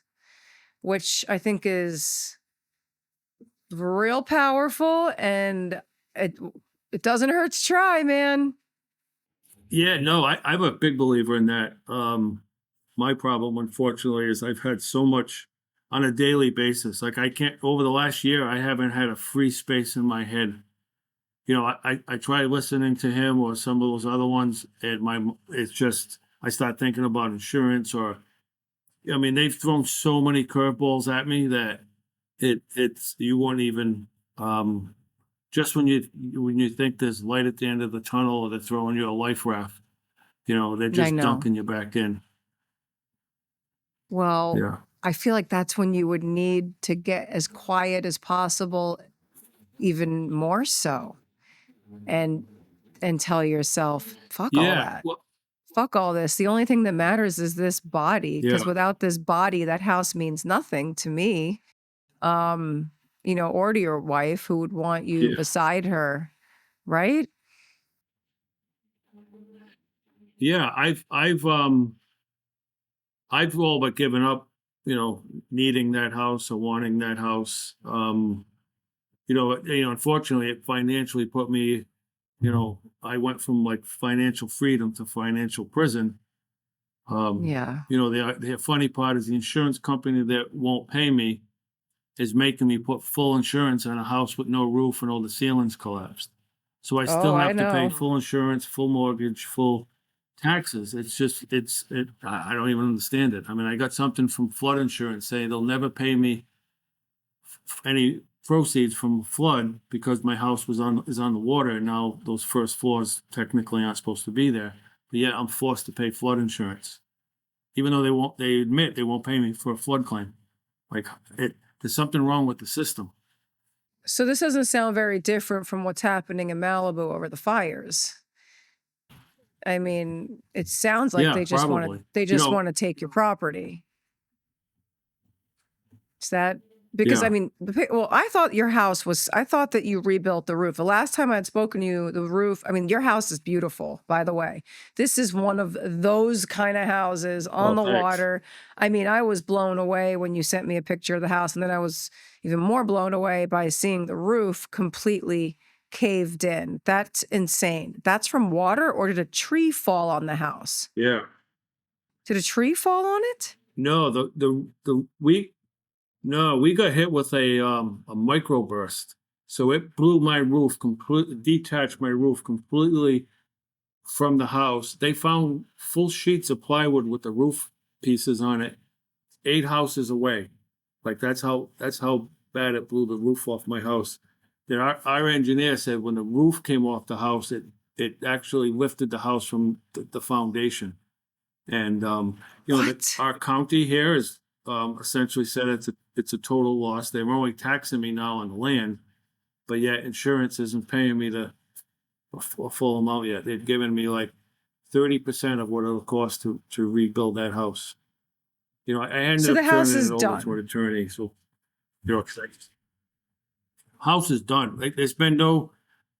So when the roof blew off, that's where all the air conditions where all the main stuff to the electrical. So all the electrical shot. None of the air conditioners have worked in the middle of the summer in Florida. So the whole house is completely mold. And when the roof blew off, it rained for another 8 inches of rain during the hurricane. So all those ceilings took on water inside the house. So that's why the ceilings and the inside have dropped because they just took on so much water. My whole neighborhood was filled with pink insulation. All my neighbors' houses, all their trees, because when the roof blew off, it sucked all the insulation right out with it, and it scattered it all over the neighborhood. Holy Yeah, shit. I didn't, I was more focused on, what had happened to you in the past. I did not know that I mean, obviously, yes, all of these. I think we were focused so much more on North Carolina at that time. Um, I didn't even realize how friggin' bad it was over there in Florida. Unbelievable, yeah. man. I live in Siesta Key, and everybody got pounded in Siesta Key. Not as bad as me. Some were worse actually. My next door neighbor, whose house was a year old, didn't have a scratch on it.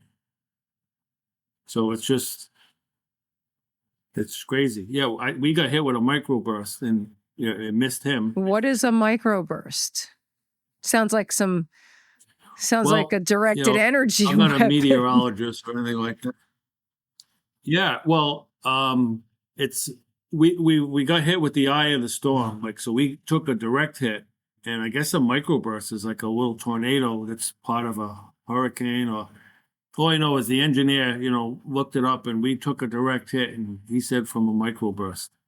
So I think that's what and I think we got hit at Category 4. We're right on the water at the Gulf. So when it came in from the Gulf, we took a direct hit, and that's why it blew my roof and everything. It moved my chimney, which is a massive cement chimney, like a foot off its base. It took part of the chimney with it. Was your house on stilts? Was it on stilts in like right by? It's on stilts. Yeah, it is. Wow. I mean, because you're in the water. So the your house is on is basically stilts, but, in the water.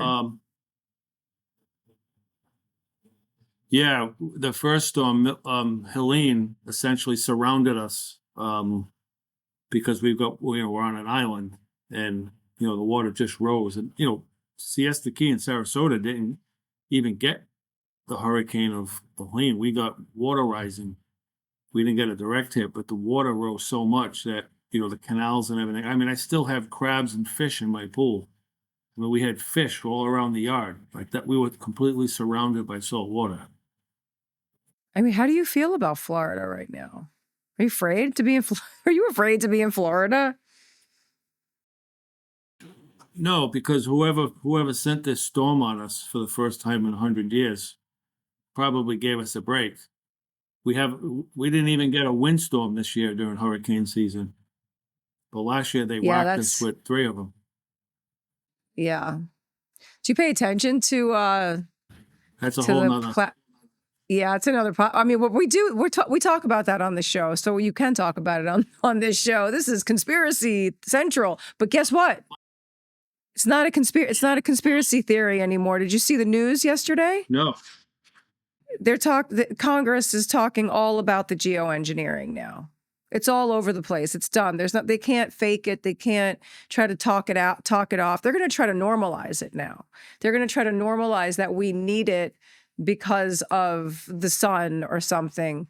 But I mean, that was why I started the podcast to begin with, was to talk about geoengineering. But they are ruining lives first and foremost while they're trying to take land for whatever purposes. It's apocalyptic, man. It's absolutely crazy. But maybe you're just keep trying to just tell people that so she is. Marsha knows. Marsha. Yeah, she does. Yeah. Marsha. This my Sicilian over there. Because it was such an abnormal storm.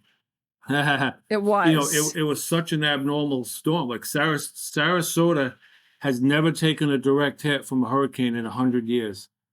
And we took it came in at a Category 5 and hit as a Category 4 direct. And it never took one in 100 years. That's why, who's the circus guy? Ringling. Ringling moved in the winters.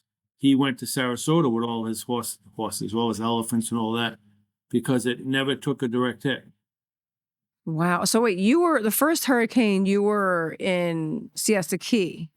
Is that different from Sarasota, or are they all together? Yeah. That's all the same area. I lived in Sarasota for a month. I still don't know where I was. Oh, no, off of Sarasota. I did. I lived there for a month. Okay. I filmed a movie there, but I was a while ago. I love it. Huh. I loved it so much. Yeah. They have a lion. To the beach? It's the best beach in the U.S. Yes, I went to the beach, but we were shooting all the time, and I had my kids, and they were tiny at the time. And the one thing I'll never forget was the lion rescue. And they had ligers.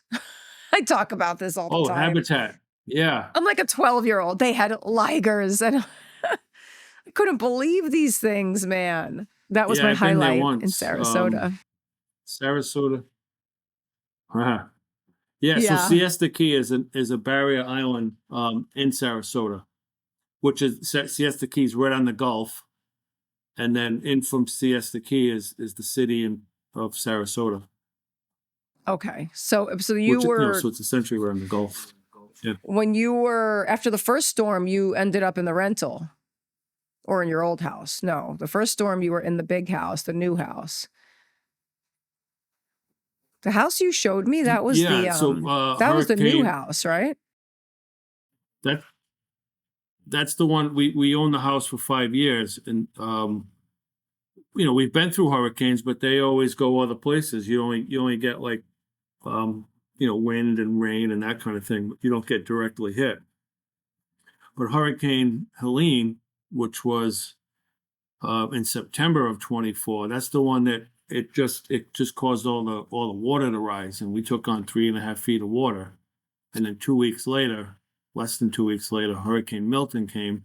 That's the one that took a direct hit of a Category 4 winds, like 130 miles an hour or something. That's the one that blew the roof right off.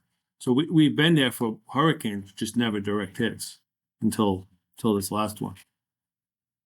I can't even imagine what it feels like to be in a hurricane like And that. The water was interesting, the water rising while we were on the second floor, and the water came in, took about 30 minutes to go from ground zero to 3.5 feet in the house, and then when the water went out, it went out in 5 minutes. So it came in and it took like 30 minutes, and it just came right out of like almost every inch of water was gone from the house. It was crazy. How I had dead minnows and shit in my house. It isn't, and you were in the house while this was happening.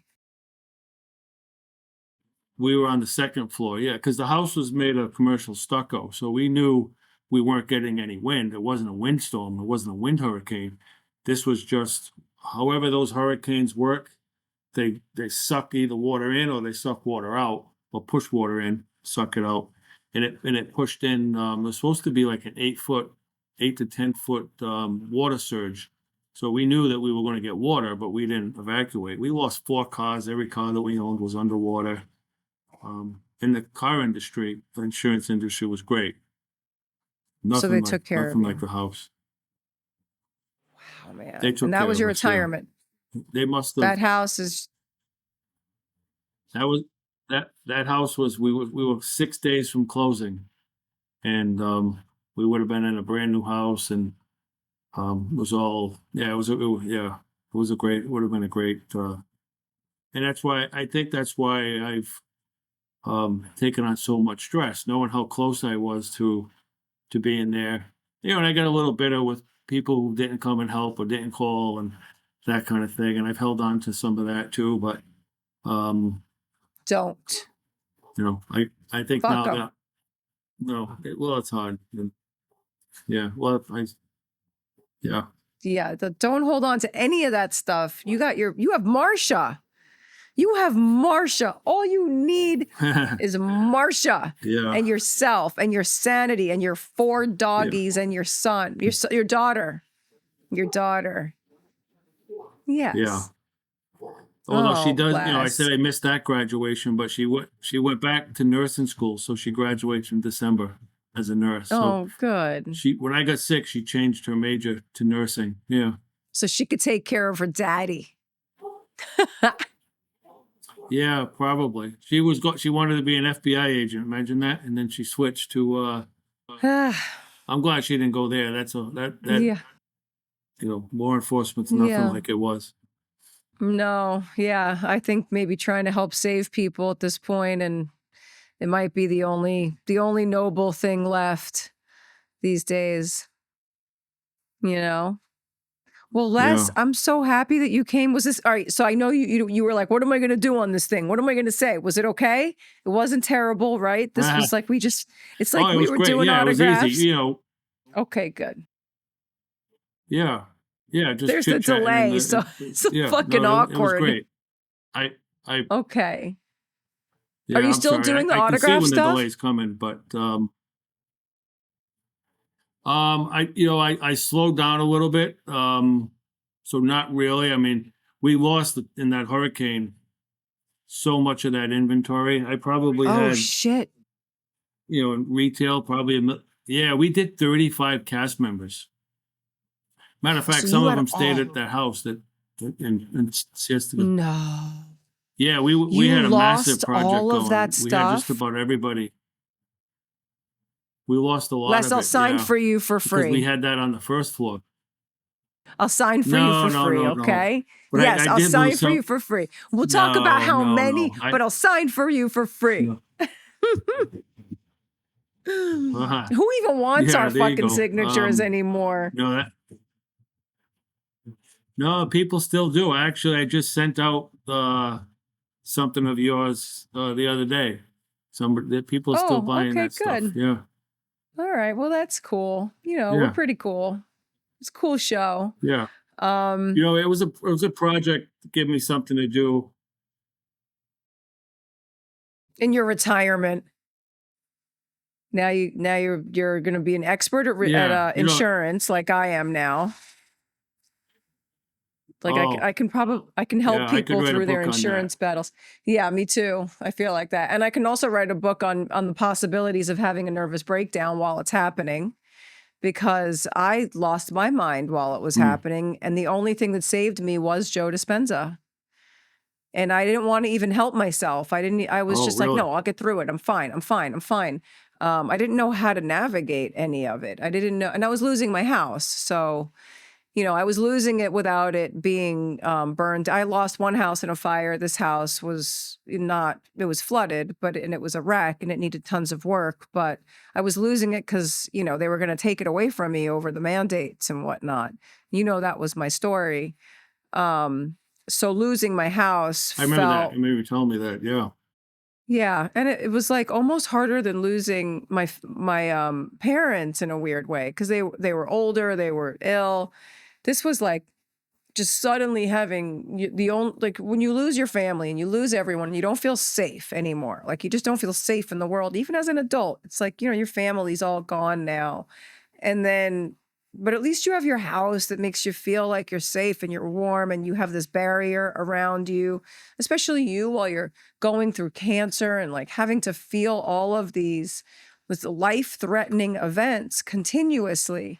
And then now the one safe place that brings you joy, the place where you and your wife can just, be away from all of the stuff, or just be immersed in your own home while you're trying to heal. And then that just gets ripped out from you. And then understanding what's happening in the world and why all Yeah. of these things are, it's enough to drive anyone crazy, and to hold on to how corrupt everything's gotten, how Corrupt. corrupt Oh, it's, everything's gotten, but I think we have to let go of that. Like, that's yeah. even with this show, like, I keep trying to just reiterate, like, I think we all need to just step away from all of the shit they threw at us and put upon us, and all this like division, and all the how medical treatment for cancer is politicized. Medical treatment for a virus has been politicized. Insurance is politicized. Weather is politicized. What in the motherfuck have we come to? So I feel like now more than ever, it's time Oh, for like it's just Americans to come tell their stories, and like, this is what happened to me, and this is what I'm dealing with, and I'm not asking them to help me. I'm helping myself now, and let's help each other through that by having kind of a community where people could talk about stuff. Otherwise, it's with all these doctors that just want to probe and poke at you, when that doesn't make you feel safe.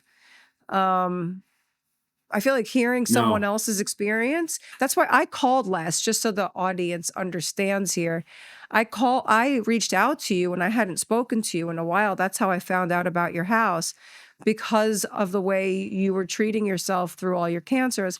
And I had two separate people who didn't want to go the Western route. So I called Les, and I was like, can you talk to a friend of mine? Can you talk to a friend of mine? Can you talk to this person? Can you Yeah. talk to that person? I must have driven you crazy. And I didn't even know you were going through all of this stuff. So I No. apologize, but But you were great, and thank you. No, you didn't. Yeah. Oh, you're welcome. I think I want to add, not everything that worked for me will work for Of anybody else, course. or we all have our, like my my doctor, my main doctor, he calls me a unicorn because like he's never seen anybody like me. Before all the stuff I did, the fact that my PSA was rising, they couldn't find it, and then it dropped and all that. But I had a very good friend who he said I was his hero, and he's from California, and I'm into cars a little bit, and he was restoring an old dune buggy for me. And he called me up one day. He's like, "Oh, I say you're my hero," because he knew the stuff that I did. Well, he gets diagnosed with stage 4 colon cancer, and he's like, "Because of you, I'm not going to do anything they tell me." And he starts doing all the ivermectin, and the poor guy 8 months later was passed away. So like everything that worked for me didn't work for him. I mean, he was at a different stage, a different type of cancer and all that, but that's a little bit of a heavy thing for me to hang on to too, Yeah. I think. No, I know. But that it is a personal. It's a personal decision. Even with my brother and stuff, I could only make suggestions about stuff. For me, if I just know what I would do if it was me. I'd want a team of people, all kind of speaking to each other Yeah. and trying everything, depending on how far along it was. If the cancer had been really exacerbated, stage 4, I don't know the type of cancer. I think I would want so His many was, people yeah, involved. his was fun. Yeah, that one right now is on the rise. It's nonstop. I feel like all I hear is colon, rectal, anal. Like it's just nonstop with those Yeah. cancers at the moment. I Yeah, wonder it's the why that foods. It's is. the food and shit they're feeding. I know. I know. It's And the there's a lot of nasty food. podcasts out there now that are dealing with that and talking about that. And everybody has a different idea of what works best for them. There's all these different ways. I think it has to Yeah. be what feels right to you, like what really speaks to you. I mean, for me, what speaks to me is eat pasta all day, but that's Yeah. not good. It's not good. Yeah. No. You definitely have to believe in what you're doing,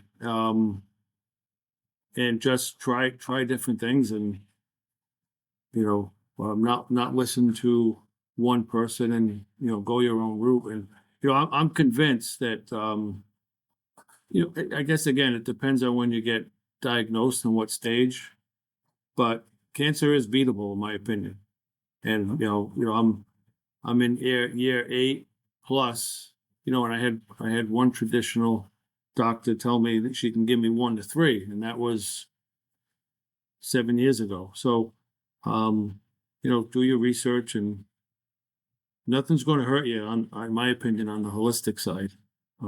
No, yeah, but people get scared. I mean, I know, my brother's family was definitely afraid when and I think about what I would do when my dad was diagnosed, and he died immediately. Like he literally they took him into the hospital and said, "You're not feeling well because you have cancer," and within 2 weeks he was gone. 2 weeks. They gave him 6 months. He He just had let prostate. go. He had prostate years ago.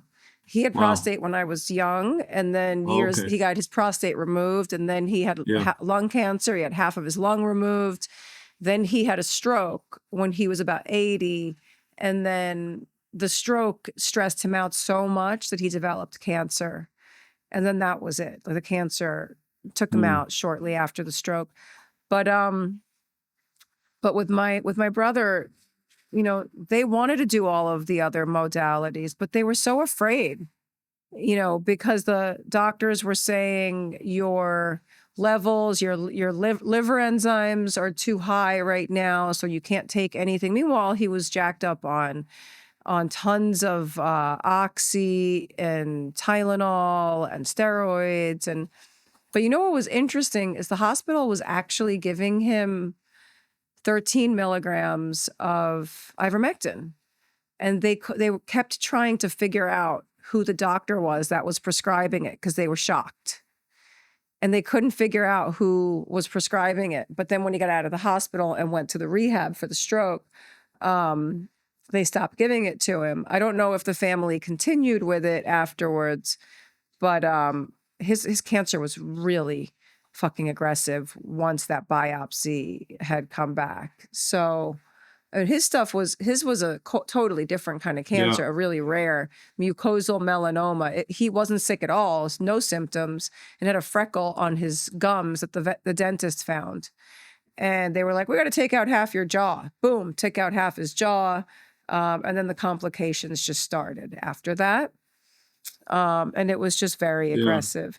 But you're not the first person who said to me, and this girl, Tana, who healed herself twice, not the first one who says you have to believe in what you're taking and what you're doing and that it's going to work. And I think that is, and I don't want to sound all like, hippy dippy and all that shit, but I really do believe that's a huge part of it. I think once you believe it and once that, this is what works for me, if you're taking chemo and that's not what you want, but you're doing it because everyone's telling you to do it, then it's probably not what that's how I felt with the vaccine. I was like, I know I can't do it. If I do it, I'll get sick. All my friends are fine. But if I do it, I'm going to be fucking sick. You can make yourself fucking sick once you start thinking like that, Oh, for sure. So I believe that. I do believe that. So I believe, I don't know about you, Les, and I know Marcia believes wherever she is in that room. I believe that if you believe whatever you're going to do next for your lymph system right now, that it's going to freaking work again. Yeah, no, I'm not at all terrified of the position I'm in. My biggest thing is getting the stress out of me. And I literally over the last two plus weeks since living in this new house feel completely like this big weight off my shoulders for some reason. Good. Again, it's probably not all in my head, but I mean, that's a big part of it anyway. And you just got to I got to stick to what I had success with before.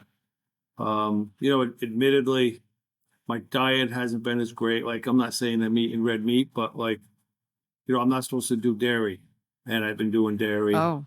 I've been drinking high noons. Shouldn't be doing alcohol. So there's some things that, I think I was indulging in what do they call that when somebody's eating out of stress eating? You were stress eating? Yeah. Oh yeah, for certain. Yeah. And I think all that on top of the stress, my body was just full of inflammation and from all the stress and it's just traveling through my lymph system. But I'm good. Oh, no. I mean, I know that for me, my inflammation's crazy and I'm not that stressed out right now. And I'm like, what the fuck is wrong with me? And then I just look up in the sky and I'm like, oh, well, they're spraying all this shit on us today. And it really does make a huge difference when you're breathing that shit in nonstop. So I know for me, I have to continuously be detoxing from heavy metals all the time. I got to be doing it all the time because it really affects me. It doesn't affect some people. Like I can't breathe mold. I feel sick when I do. Other people don't care. So for me, I got to, I need like to take zeolite and cilantro oil. And, these are all benign things, but things that help with the heavy metals in the air and in your body, that kind of stuff. Do you do any infrared saunas? I am gonna get one for Robbie for Christmas. I'm getting one for Robbie for Christmas. I'm really that's just a way for me to buy myself a present. So I'm getting one. Yeah. What's the best one? Which one do you like? There you go. I did a lot of research and I go to a studio that also has this brand, but I'm a believer in Clearlight. The Clearlight? Yeah, Clearlight is the brand. I can send you that information. Send it over, Les. There's actually a guy. His job is just, yeah. I that's the one I'm getting. I'm getting one as well to go along with my cold plunge. Me too. The cold plunge My friends have them. I know that they're great. That's probably the thing that'll save us all, actually, is that freaking cold plunge. But I don't know, And man. I can't fasting, commit water to it. fasting. That too. Cold plunge, water. I'm going to do it on Thanksgiving. I'm going to water fast on Thanksgiving. No. This episode will be out after Thanksgiving. So this is dated, guys. We're dated. We're dating ourselves. All right. Well, I'm going to let you go back to Marsha. I'm going to let you get into your cold plunge. Go do all your healthy stuff. And I just want to thank you so much for coming and hanging out with me, and stay in touch with me with all of these things. But I'm going to be checking on you now to see. I will. I want to know what you're going to do. I want to know what your next steps are. I want to see. I'm trying to understand all of this stuff and see what works. Yeah, I'll let you know what my local guy says, and then I certainly will let you know what I'm doing, and then what my next trip out to my doctor and scan and all that. I'm sure I'll be fine. So you're going to go back to that guy for the scans, but you'll stay in Florida for all your holistic stuff, right? Yeah. So Okay. they wanted me to do chemo again. A couple of weeks back, they said I should You do still that haven't with done the it. hormone therapy, and I said, no, I've done three radiation 3 times, but I've never done chemo. I just don't. I just read too much bad stuff about it, and Yeah. I know the things that I've done alternatively instead of the chemo worked for me. So I just Yeah. got to buckle down again a little bit, and yeah. Amen. Are you following a protocol for the? Your guy is going to give you the protocol. It's not. He'll monitor what you're Yeah, taking. I'm gonna. Yeah, I'm going to show him. Because you go. There's a bunch of Facebook groups, ivermectin, fenbenzynol, and all that.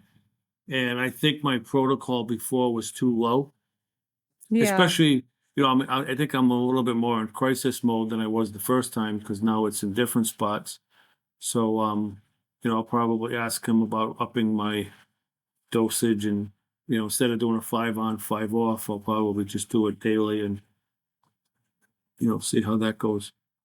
Yeah, I took it for 5 days when I get sick, and I said, like, I took 24, and that's my body weight for my body weight. So I guess, and there's the Macus Yeah, protocol so I was all probably over the definitely place. too little. Yeah, but it worked. So amen. It freaking You worked. But Dr. Macus is cool. He's got a protocol out there too. I'll have to look for that, or I'll ask you to text me that, how you spell his name, but I should probably find it. And I'm probably going to do the THC oil again as well. So I'm going to hit it with everything, and I got my mindset right. There was a big vitamin C treatment that they do at Sanoviv also, with some kind of IV treatment that they're really supportive of. And then this doctor who I interviewed recently, Dr. Petra Davilar, she's a functional medicine person also, and she loves this particular water that she likes to use called light water. And it's replacing it pretty much with your regular water, because we don't really need all the water that we drink. And apparently the water that we drink is filled with this stuff called deuterium. And we don't deplete deuterium the way we need to. Our bodies don't get rid of it as well as it could because of all the toxins we're being bombarded with. So this water is supposed to be phenomenal, and it's like some key to anti-aging and all that stuff. And I think the brand that she likes is this brand called Light Water. So that's another thing. If you're going to be, I've never heard of that. See, yeah, there's all this cool stuff. So I just keep asking people what their secrets are. And, a lot of it is sunlight. You need to get into the sunlight. I know that that's anti what a lot of people with cancer might say, but I mean, no one can get mad at me for saying to get a little bit of sunshine on their faces, as long as you're not hurting yourself. But, You know, because Yeah, vitamin D is so I think that's important all a bunch too. of nonsense too. Yeah. Well, when the episode comes out with Petra, you'll hear, and she's all over the internet. She's great. I'll send you all of these guys' names too. But it's really hopeful. Yeah, It's please really do. hopeful because I mean, apparently we're all just carrying it around with us everywhere we go. It's what ignites it, what pushes it to the Yeah, forefront, and then we have to deal with it. But I'm pretty hopeful about it. I know you're going to be okay. I'm mad that it came back the way it did yeah. over your stresses and over that fucking micro blast and whatever the hell else they have in store for us. Yeah. Yeah, Yeah. it's I don't want to keep boring you with the stories, but it's it's like every time you think that things are going right, and I'll just give you this last one about that whole industry. So the insurance adjuster says that they're going to send a quote neutral third party contractor out to review everything, look at the house, and compare it to my engineer's report and my contractor's report and all that. And the quote third party guy gets there and he goes through the house and he's like, I can't believe they're giving you a hard time and they're not just paying your policy limits. He goes, this house is done. And he's describing like every single thing in every room, taking pictures of all the stuff that we've been saying that insurance didn't want to listen to. And this is the third party neutral. And I'm like flabbergasted. I'm like, wow, this is it. This guy's going to go back to the insurance adjuster, insurance company, and say, no, these people are right. Their reports are right. This house is toast. We get the report 2 weeks later. Not a word he said to us was in this report. Oh, It was complete bullshit. The only good thing is he had some good conversations with me in front of my Ring doorbell, and I can use that. So, and my we're living attorney in a sent the motherfucking surveillance state. yeah. Huh? Oh, Wait, I missed what you said because I had was barely any busy with my big mouth. electricity in the house. But I Oh. got that little bit. Did you? Oh, yeah, this is so funny. This delay is so bad. I'm sorry. No, You had barely any electricity in the That's right. house, but you managed to get a little bit of that conversation. I've got the front door, because the front didn't take the direct hit, so the front doorbells and the are still working. I use my neighbor's Wi-Fi to keep, just keep some security there. And he went into detail about how the insurance company is effed up and how he can't believe that they're not doing this. And he described all kinds of things. And then I got a completely different report. So my attorney's all over that, and he says that we can utilize the Nest camera footage and audio. So Nice. we'll see what happens. Sometimes the surveillance state works in our interest. And you being a detective, Yeah.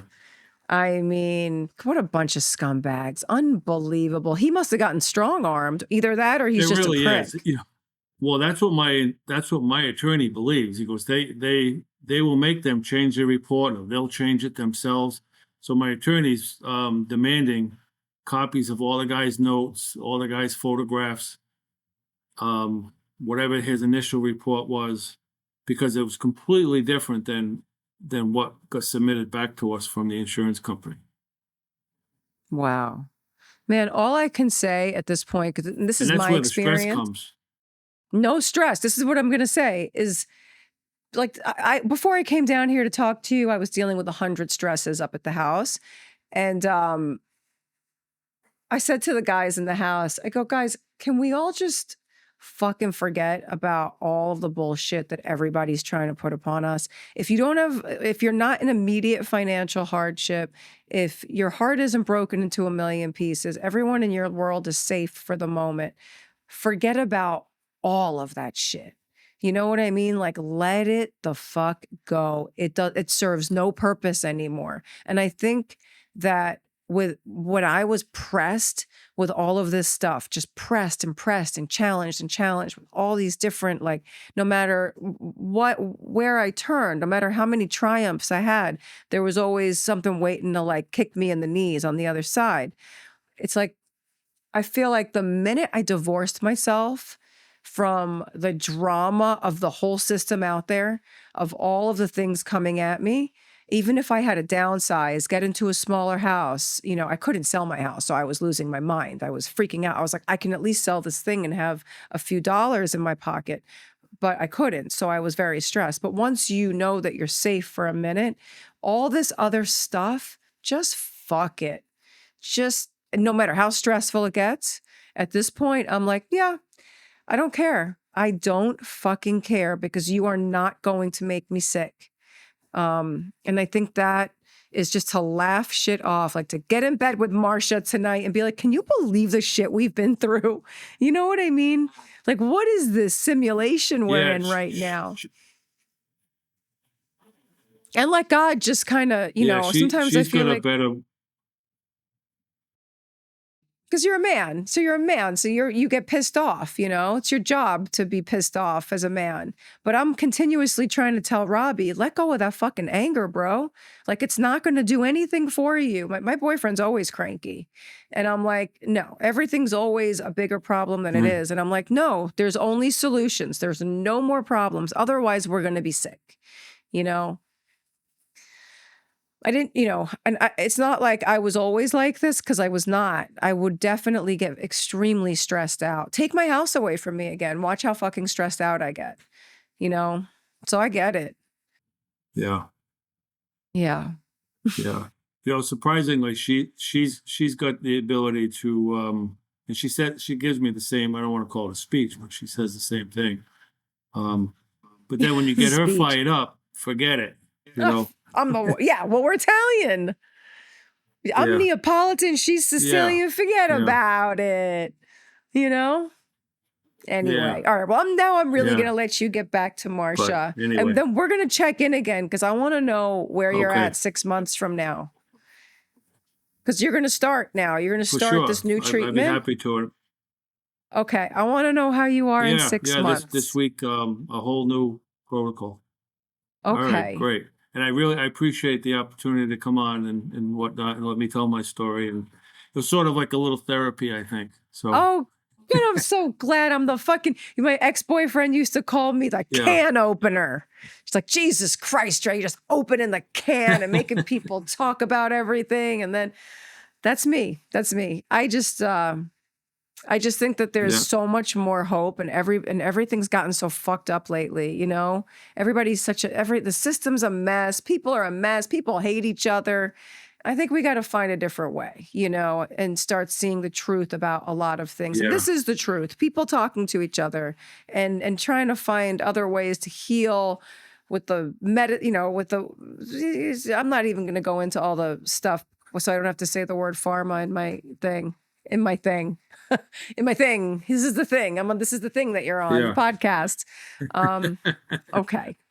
Well, go eat some water. Go have some water. Have fun on your water fast. Imagine me shaking in a closet, crying. Find out about light water. I'm not doing one right now. Well, when you do, I was looking at it as you said it. Oh, you were? Okay, cool. Check it out. I'm going to go buy some myself. I still haven't done it, because I guess the thing is, people say that we have the wrong relationship with water. And on this, I promise I'll leave, but that the water industry went on the rise with plastic bottles. And that's when we started to see, you know, more obesity started to be on the rise. People are infested with plastics. And aside from that, they started telling us to drink 8 ounces of water once they started putting fluoride in the water. So there's a lot of sort of, you know, conspiracy theories around that. But the water is not really fucking healthy. So it's riddled with all of this shit out there. So this water is extremely expensive, but it's treated a certain way, and a lot of stuff is extracted from it. But you're supposed to mix it with regular water. So you'll learn about it and see if it's something that resonates for you. Who the fuck knows? Yeah. All right, Les. Have a good night. Yeah. Thank you for coming. All right.